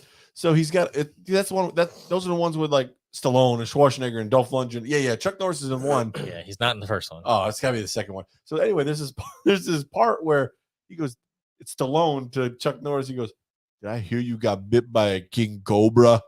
And it's Chuck's like, yeah. And after 48 grueling hours, the cobra died. It was a Chuck Norris joke. Of course. It was hilarious. But anyway, back to the first one. Man, I got to put it up there. I'm going to say 7.6. I'm putting it high on the food chain. A lot of action, a lot of cheesiness. Well done. Billy said 7.2. Norris was in the second one, by the way. Just watch that one scene. It was incredibly well done for the amount of talent, about the nostalgic names in the movie all at one time. Because there's a lot of egos you got to fulfill in that movie, right? But I think they did it right. The action was way over the top, incredible. You said 7.8? 7.6 is where I'm going to go. I'm gonna say 7 flat. It's high. It's got to be 6.4. I hate this game. Ooh, That one, you were way off on that one. ooh, 1.2. That's a lot. That's a lot. Way off. How about the second one? Well, the reality was the acting wasn't that good. No, but it wasn't. I don't think it was meant to be. Second one was 6.6. Okay. Third one was 6.1. Yeah, definitely not the third one. There's a new one coming too. Yeah. The second the second one's rated higher just because of that stupid Chuck Norris joke. The third one has like all the MMA fighters in it. Yeah, it was awful. Randy Couture, Garbage. All right, next Ronda one. Rousey. Yeah, that one I bonk blew that one up. 1.2. That's my worst one. I feel I gotta redeem myself. Next, The Mask. ooh, Jim Carrey, 1993. Somebody stop me! Drew 94. Barrymore. No. Cameron Diaz. Yep. Spawned a video game. Smoking. I would go out on a limb and say this is probably one of Jim Carrey's highest rated movies altogether. I thought it was incredibly well done, over the top, kind of animated. I can hear all the sounds. I would say 7.1. But I'd say, like, if you were to list all of Jim Carrey's movies based on IMDb scale, I think this one would be near the top. And as far as ratings to his movies, I'm gonna say 6, 7. I could see that. But it's got a cult following. And it did spawn that video game. I'd say 7.1. Billy, I think it might be a little over the top. Yeah. But what we got, Jonathan? 6.9. Got But it doesn't show all of Jim Carrey's movies on this, but it just shows more like this. And it Bruce Almighty. Ace Ventura. There's Ace Ventura's 6.9. Yep. Dumb and Dumber 7.3. Yeah, that's his, Liar 6.9. So Okay. it's up there. I mean, there's a lot like Me, Myself, and Irene, The Cable Guy, Fun with Dick and Jane, Yes Man, Me, Myself, and Irene was horrible. Bruce Almighty are all lower than that. So it is probably up there. I mean, it's definitely up there. And yeah. I think it's Jim Carrey's. What I like about Jim Carrey's comedy, Truman Show. Yes, man. Truman Show is good. What I liked about Jim Carrey's characters is that he was very, very. He didn't play just anybody. His characters were selective. Right? He was selective with his characters that he played. He wanted somebody that he could come across on screen and make people laugh, regardless of what the role was. And I think that's why his movies are all kind of all the ones you named anywhere, all in the same scale. They're all incredible, all good in their own right. I loved them. The Grinch. that one might be ranked higher. That one didn't show up on there, but I That would probably be his highest ranked one. So I redeemed myself a little bit there. I'm good. But yeah, that's a good one. Mask is good. So a movie that we've talked about a little on the podcast, maybe last week. We're the Millers. Oh my god, I love that movie. Okay, so I can never get his name right. Is it Sudeikis? Jason Sudeikis. Sudeikis. He's hilarious. Jennifer Aniston. Jennifer Aniston. Her acting was amazing in that movie. Who used to be the guy? He's Jack now, but he's the young kid. Oh, my ball! The spider bit my ball. He's playing the Thor. He's a bad guy in Guardians. Yep. 3. Adam Warlock. Yep, he's jacked. I think that's Adam. I think that's his name. That movie was hilarious, man. No regrets. Really, not even one letter. I mean, there's just so many one-liners in that movie. Dude, I'm gonna say 7.4. I think it's that funny. I want to say 6.8. I hope I'm not that far off again. 7.0. Yeah, you look like you were about to say 7.5, and then you changed it, and I was like, "Oh, if he goes up one more number, but you went down." Yeah, it's fair. I mean, movie's got a big cult following to it, man. It's one of those films where it's like The Hangover. You know, if that's on TV, I'm always gonna watch it. It's just that funny. And it had the dentist from The Hangover in it. Yeah, Ed Helms. It had Ed Helms in it, which he was hilarious. Who people always get confused with Jason Sudeikis. That was kind of a dick move, right? You remember that whole? It was hilarious. Yeah, so that's a good one. I love that film. So speaking of Jason Sudeikis, I know you don't like episodic TV, but for the listeners, if you are a fan of Jason Sudeikis, I would definitely recommend Ted Lasso. I heard Ted Lasso is hilarious. So good. Like it's 30-minute, I think 30-minute episodes. You know, there's only been 3 seasons. I think they said that this last one might be the last one, or there's only been 2 seasons. This next one's going to be the last one, but the show is fantastic. Hilarious. But it's all the casting in the show is really, really good, but it would not be the show it is without him playing Ted Lasso. But it was based off a skit that he did in Saturday Night Live or something, or on one of the football shows as just a character, and then it spawned into the whole show, and he's writing it. But it's fantastic. I've heard nothing but good things about that show too. All right, last movie. Yeah, The Proposal. Sandra Bullock, Ryan Reynolds, and God bless her soul, Betty White, who kind of stole that movie, man. For me, like her role in that movie was small, minuscule, but every time she was on camera, it meant something. Which I think is just speaks to Betty White's character in anything she portrayed. Hilarious. The Easy Rock song, that scene, or DJ, what the heck's her name? It takes 10 to make the world go right. That part. Who sings that? DJ Easy Rock. I can't think who sings that song, but that whole scene with Sandra Bullock and Ryan Reynolds is unbelievable. They complement each other well in the whole film. It's hilarious. I'm going to say 6.7. Definitely something one of those movies that's if it's on TV, I'm going to watch it every time just because I think it was incredible. Ryan Reynolds is hilarious. He is hilarious. And it had that funny guy who played the stripper in that movie. I don't know his name, but he's like a Reese's peanut butter cup or something. But I showed Shane this about the movie a while back, and he was like, "What?" And then even trying to let him play it or hear it, he was like, "I don't know what that's saying." But there's a have you seen it, Russell? I've seen it like once. Oh. It's awesome. So there's a scene where like something happens and Ryan Reynolds gets mad, and so they're at the house and he's got his headphones in and he's like chopping, like hollowing out this canoe, and family walks up and they're like, "Oh, leave him alone." They know it's like a sign that something's happened, like he's doing that, but he's listening to his headphones. You don't hear it, and then for a split second, the audio fades into what he's listening to, and it's called a personality. Yep. Very small detail. Yeah. 6.7. 6.7. Oh, finally. End on a strong note. Finally. It's not about how you start, it's about how you finish. It's like the first one we don't even pay attention to. Have you seen the new movie with Sandra Bullock and Channing Tatum? Yes, because Shane knows this about me from not Lost Paradise, Lost City or something. Lost City. Yep, I didn't like it. Something about if I hear like fake throw up sounds, I can't help but laugh. And so he's like, "Oh, do I have something on my back?" And she like pulls up the shirt and she's like, I immediately started like the whole. That's the funniest part of the movie segment. I just the whole scene. I just laughed. But yeah, I mean, it was okay.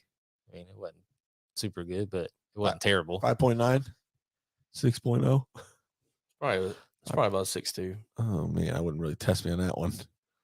But in the proposal, I do agree that I think Betty White steals the screen when she's on screen. She faked her death. That whole that scene was my favorite part of the whole movie. Was when she's like fakes a heart attack. They're like, she's like, "Oh my god!" And she's passed out, and they get in the airplane, and they're all like saying all these condolences, and the music hits, and she closes her eyes, and then it's just like a couple seconds and nothing happened, and she's like, eyes open. She's like, "Well, I guess they're not ready to take me," but they're all in their plane already heading. Crying. Hilarious. I think a role that I think she would have been really good in, a movie coming out here soon. That I like when I watched the trailer, I was like, "Oh man, that would have been like I could have just imagined seeing Betty White in that movie." The Book Club. No, what's the one about Brady? The 12 for Brady 80 or for whatever, Brady, 80 for Brady. A lot of those ladies, like I watched the trailer and I was like, "Oh, it's just like it would be tailor made for something for Betty White to be in." She'd been hilarious. She would have been hilarious in Book Club. I haven't seen that one. Well, they're making a second one now. It's with like it's like Jane Fonda, and all the elderly women. It looks funny. Well, the original one was funny. So Lost City was 6.1. You said 6.2. Yeah, right on it. Yeah, right above your threshold. Yeah. Nah. Yeah. I don't go by that threshold no more. Not ever since that one was like 4.8. I love that movie. Ready to Rumble. It was like 5.1 or something like that. But yeah, I bombed I got them all right, but one. So I'm all right. I'm good. Just a little outside. That first one was bad. Well, guys, we have talked about wrestling, talked about movies, and guys, we got one more game left of this beautiful football season between the Kansas City Chiefs and your eventual Super Bowl champions, the Philadelphia Eagles. Yep. I don't think it's going to be close at all. I think it'll be a good game for TV. I don't think it's going to be close. I mean, well, I'm going to go Mahomes can keep it close, but I definitely see the Eagles winning. All right, so out of the four teams that were left, I did call Eagles Chiefs. I don't know what y'all picked. I don't remember. I said Eagles Bengals from the get-go. Okay. So. And you were big on the Bengals. If it wasn't for a late hit out of bounds. Bro. Look, watching it, I was like, okay, it was definitely a late hit. And then you said like Mahomes sold it in the chat. Well, I saw another angle today. They showed the angle from the sideline, and it definitely the feet were what got tangled. That's what made Mahomes fall. Like his arm didn't really look like it pushed him down. It looked like it was late. He was out of bounds. But the arm in the one angle, quarterback that far out of bounds. The arm in the one angle looked like he shoved him, and then the other angle it looked like he just kind of bumped into him. But their feet got tangled. That's what led to Mahomes falling. But Then you had that whole phantom third down play right before that. So It's weird. So I hate hearing the Eagles in the Super Bowl, but I did pick them in the Chiefs. Mahomes is gonna have a taped up ankle. He's gonna be ready to go. I don't think it's gonna be a shootout. I don't think it's gonna be that high of a scoring game. I'm going with the Chiefs. 24. I was like, yeah, you need to get your prediction in this week because you won't be here next week. 24-20 is gonna be my pick. Yeah, I have to predict it because it's not until 12th until we're coming back. So I gotta make my prediction. I'm going Chiefs. That's my pick. I gotta call it 2 weeks early. Yeah, you'll have to tune in next week to find out our picks, but we can discuss the game. Yeah, jerks. What I will say about the Eagles and the reason I think they're so dangerous is, so you had pretty much all season, you had Hurts was the favorite for MVP. I mean, he's playing lights out. He can beat you with his feet, but I think Philly's got a good receiving core. Yep. But they completely beat the 49ers just with rushing. Like, there was not much going on with passing. So I think I called that blowout too. A well-rounded team. Well, on offense and defense. I mean, just overall. It didn't help that you had a third string quarterback who's been playing good, injure his throwing elbow. Fourth string comes in, gets a concussion, has to put they force it back in. He has to go back in, but he can't throw the ball. That was awful to even put him back in. The entire second half could have ended his career, bro. Something bad could have happened. The entire second half, he's having hand the ball off the entire time.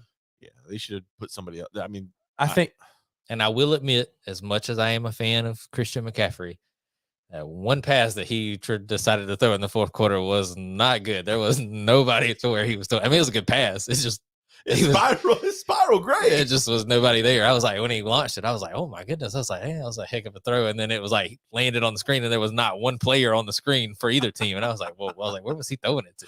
Well, good thing we don't compare the running back that can throw the best. It's not one of our measuring sticks. I mean, I wish there would have been a better NFC championship game.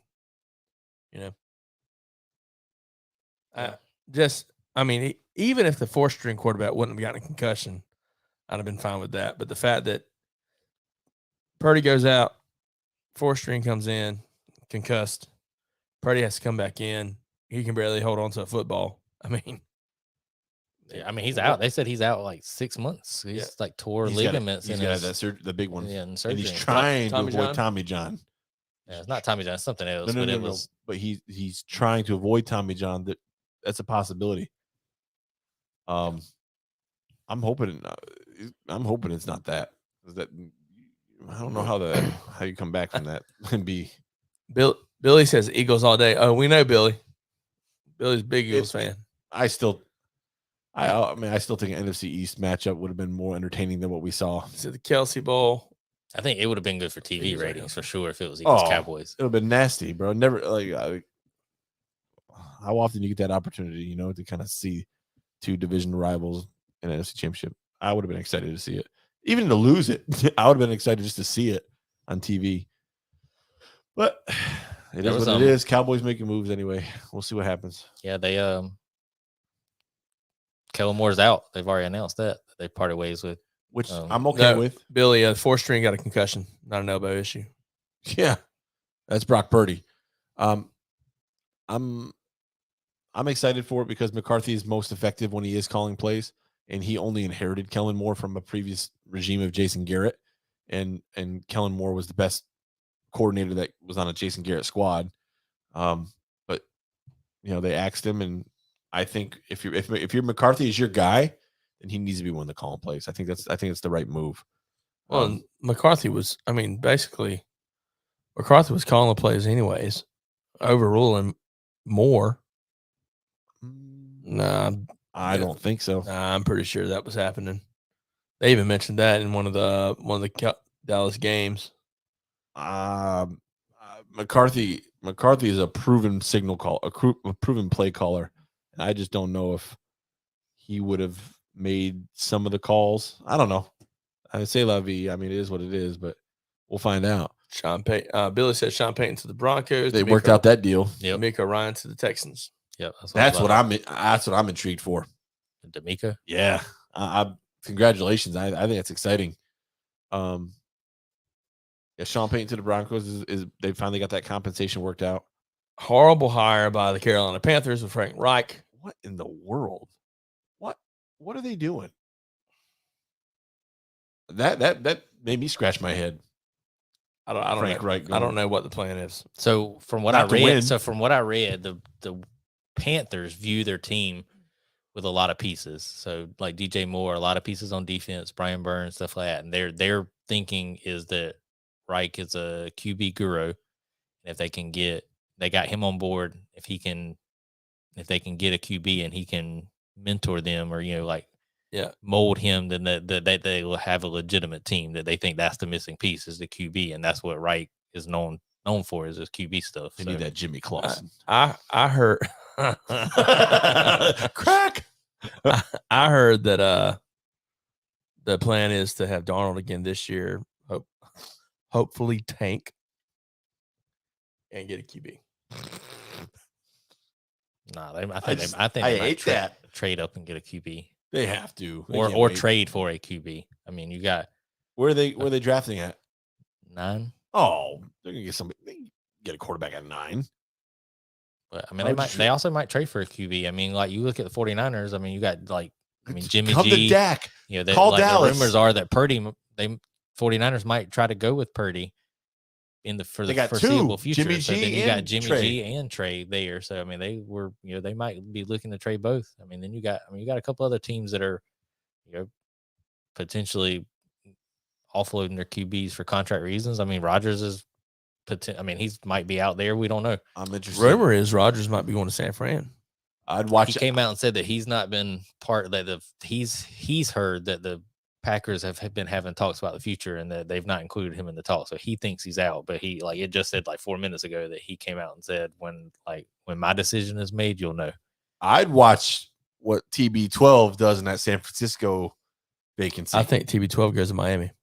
I did. That was my initial thought until this whole thing went down in San Francisco. But see, that's the crazy thing. So you got TB. So there was rumors that he was going to go to Oakland. Then people came I think Gronk said there's no way he's going to Oakland. But you got Miami, you got Oakland. He wants to go somewhere warm. We know that. You got Rodgers could be San Francisco. Well, could be Dallas. You're not going to get a better climate than San Francisco.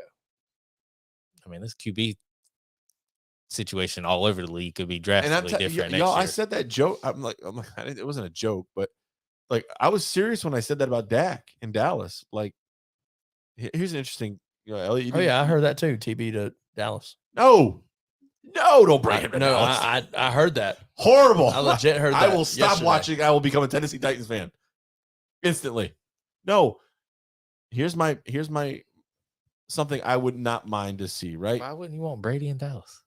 Or maybe it was Rodgers in Dallas. I would seek. Not saying it. I'm not even saying it's possible. I'm not even saying it's a real conversation.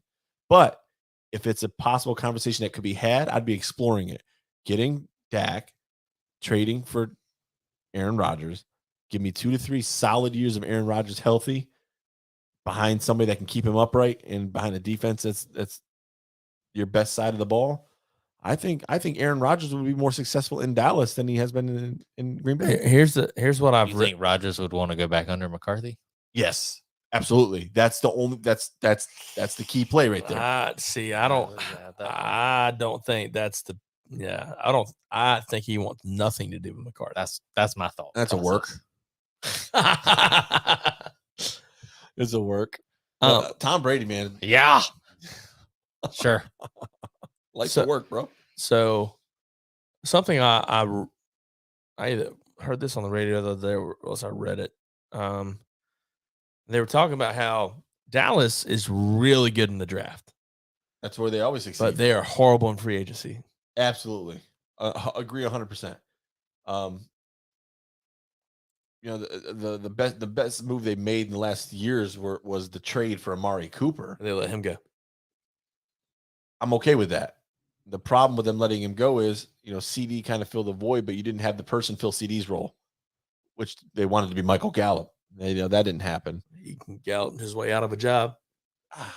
Yeah. I don't know. He was coming back from injury, so I don't know. Yeah, it just took him. Dallas had some killer playmakers, dude. Remember Miles Austin and his little run for a few years? I mean, Dallas was not just, but not. I mean, this year with injuries. I mean, you had Gallup. I mean, what was it? James Washington. Was it James Washington? Yeah. I mean, there's a few players that like were supposed to be part of the offense that missed significant time because of injuries. Again, the problem you always do your postseason evaluation. You know what went wrong. You know, with Dallas, play calling was a big thing. Play calling whoever it was a problem. Your running game is awful. Another wasted contract, and somebody said Zeke's near his end. You know, as far as his legs go, and then you got decision making, mental mistakes, right? Turnovers. Who knows? It's on to the next year for the Cowboys, but it is what it is. It becomes a common occurrence for Cowboys fans every year. I never say we them boys. I never say yo DC4L. I never say that. I never say this is our year. We them boys. We them boy. I feel like I've heard reach you say for that. the sky, boy. I definitely think I've heard you say we them boys. Being a douche, you know, in jest. I'm pretty sure he's made Facebook posts with we them boys, and I mean, you should say it's like, always to shoot on somebody. It's always shooting on your own, like your own kind.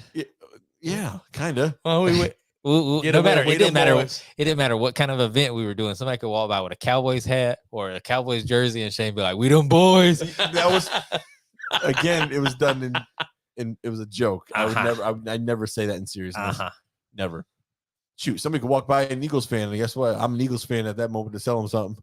Well, at this point, you know, I'm gonna end up having a 49er fan walk past me, and I'm gonna be like, "Toot toot beep beep," and they're gonna look at me like I'm crazy. It's beep beep toot toot. Speaking of events, what? Shane, you remember that time we were at the Florence Flea Market? And and the fish guy. Yeah, he almost got beat up. The shrimp guy. He almost got beat up by the shrimp guy. Who almost Elliot. got beat up? No, I didn't almost get beat up. That guy was gonna smoke you. No, he wasn't gonna do nothing. Yes, he was. No. He was gonna smoke you. No, he got mad at Shane and took it out on me. No, because Shane kept jacking the music up on the speaker, and he decided he wanted to say something to me. Yep, told Elliot off that he meet him outside. We were outside. Oh, meet me out front, dude. Just step across. Elliot, of course, Elliot threw me under the bus. I can't. Sir, it's him. Oh, thanks, Elliot. I can't hear nothing. I can't even talk to my customers. You ain't had none. That flea market is the pits. A lot of bad things happen at that flea market. So, a couple other football related things. So, you said the last big game of the season. So, we do have some Super Bowls on the Manning versus Manning, and then I guess we'll start there. What's your thoughts on the Pro Bowl? Stop. Starting quarterback. What's his name? Second string Ravens. He's threw like 2 touchdown passes all season. Bro, the Pro Bowl sucks. Okay. I can't even spit out the stupidness I want to say. Like, bro, who is this clown? That's just as bad as the guy that got picked for the Major League Baseball 23 game. Jazz.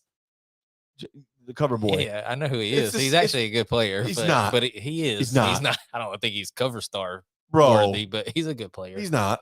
He is. He's not.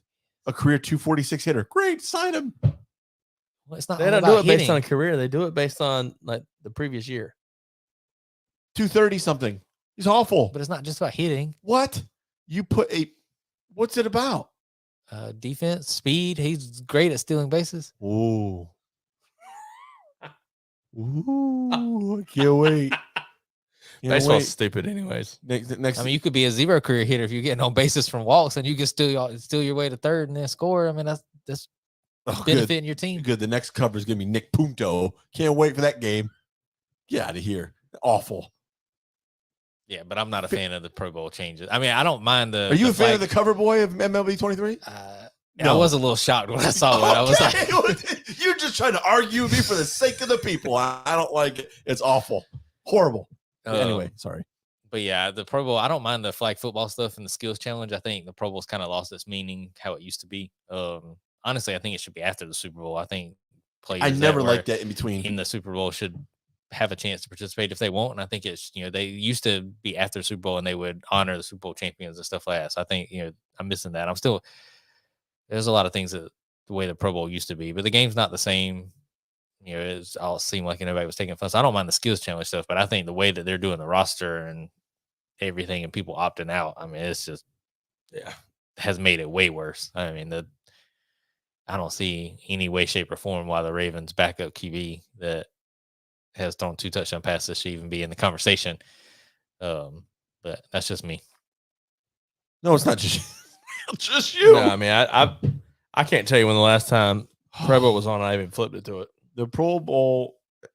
I love a skills The competition. Pro Bowl is not a reflection of the most talented people, most deserving people in the league. But it hasn't been for a while.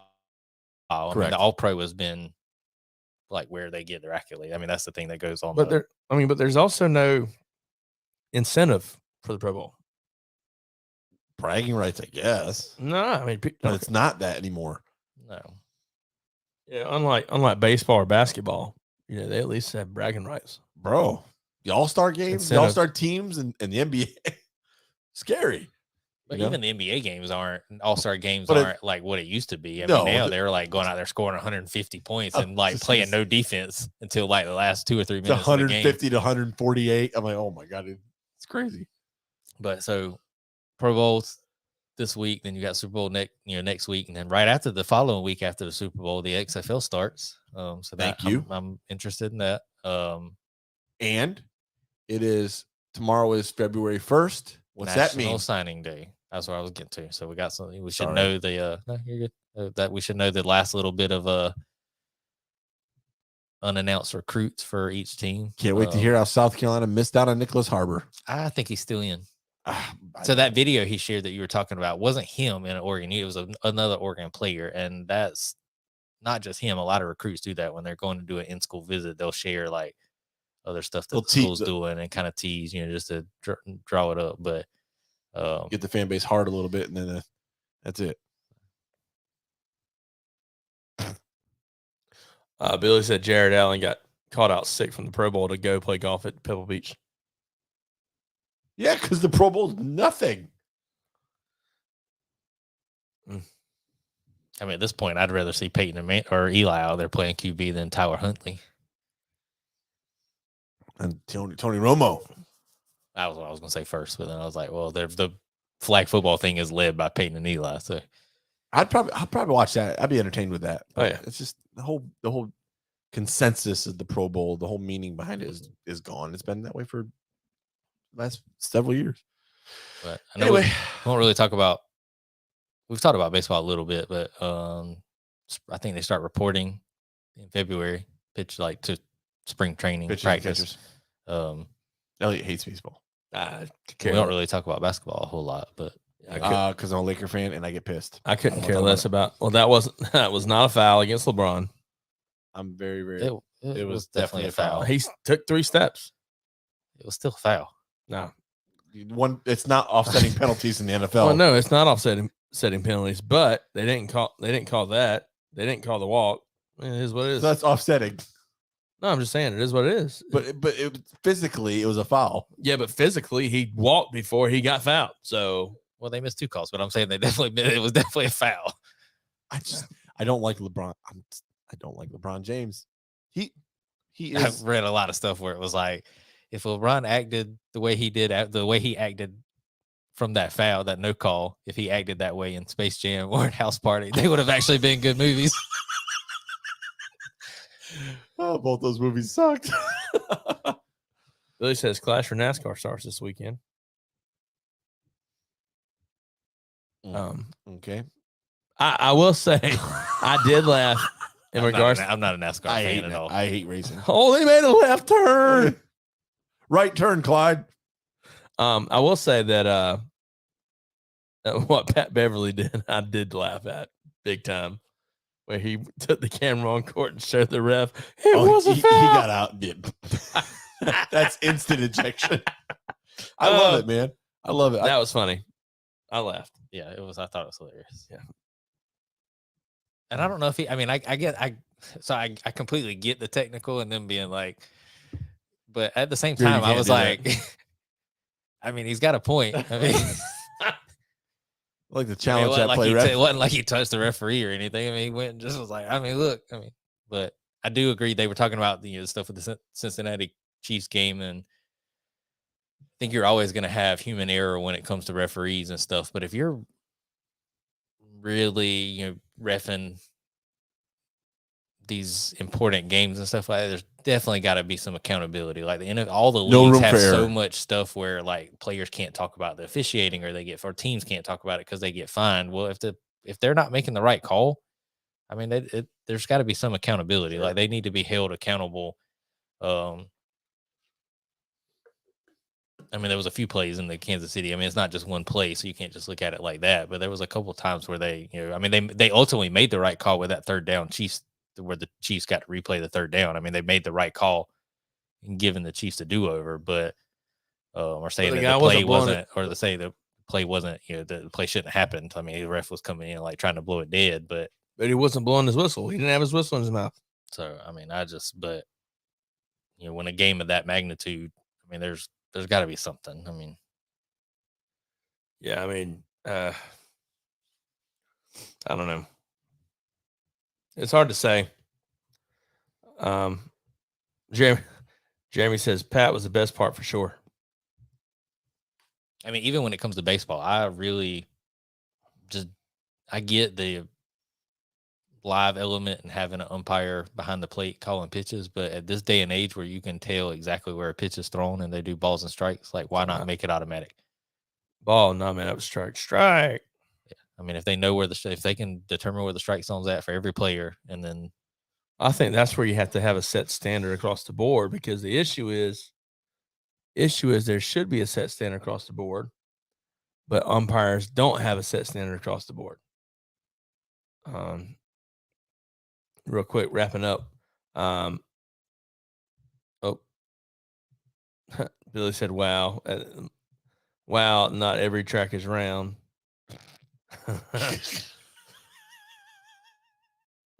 I just picture Billy in the back, like in a recliner. Wow, boys. Yeah. Oh, no, there's oval and circle and Square, round. rhombus. there are some where you have to make left and right turns. Oh yeah, they have the road tracks. I get it.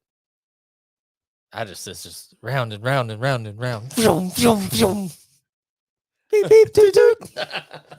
Wow. Well, guys, man, it's been a fun one. It's been real. It's been fun. It's been real fun.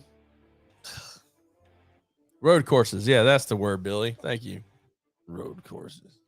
Road dog, Jesse James. Sounds so exciting. Any final thoughts? Tune in next week. We'll talk about Battle in the Valley, since we didn't get to it this week. Yes. New Japan. And I wish you two nothing but success next week. And all the listeners. Have fun. I'll Have see fun on you in your 2 cruise. weeks. So I'll listen to you, or I'll talk in 2 weeks. Enjoy your cruise. I'm going to try. Tell Melissa I said hi. Hi, Melissa. Oh, Jonathan says hi. You sound like Pennywise. No, that's Pennywise, the No. dancing clown. Hiya, Georgie. Billy says, "Have fun." Sound like Pennywise just got done spoken. No, that's the first one. That's Tim. Tim Curry. Thank you. Hiya, Georgie. That's the first one. Billy says, "Have fun, Shane. Do a lot of work." Jeremy said, "Definitely enjoy it, guys. First time listening." Hey, man, Jeremy, we appreciate it, brother. Jeremy, we appreciate you. Jeremy is Who is Jeremy? Hopefully we'll Jeremy's with the Kershaw County Rec Department, and Jeremy also is part of the radio station here in Camden. Jeremy, that's the famous Jeremy Murphy. Jeremy Murphy. Jeremy Murphy. I strongly recommend you check out a company called Palmetto Championship Wrestling. Hint, hint. I'm hoping to be Wink, talking wink. to you soon. Beep, beep, toot, toot. But guys, as always, man, we appreciate you listening in. Don't forget about the promo codes we've provided for you earlier in the show. Be sure to subscribe to all of our social media channels at Lowdown Popcast on Facebook, Twitter, TikTok, and YouTube. And Instagram. There you go. And Instagram. Guys, tune in right here. Once again, next week, every Tuesday night, 9 p.m. Eastern Standard Time. Or daylight time, whatever time of the year it is. Eastern Time of the year. We got to go. Yeah, Eastern time. So, as always, I'm Elliot. And I'm Shane. And I'm Jonathan. And this has been the Lowdown Popcast. And as always, guys, keep it popping.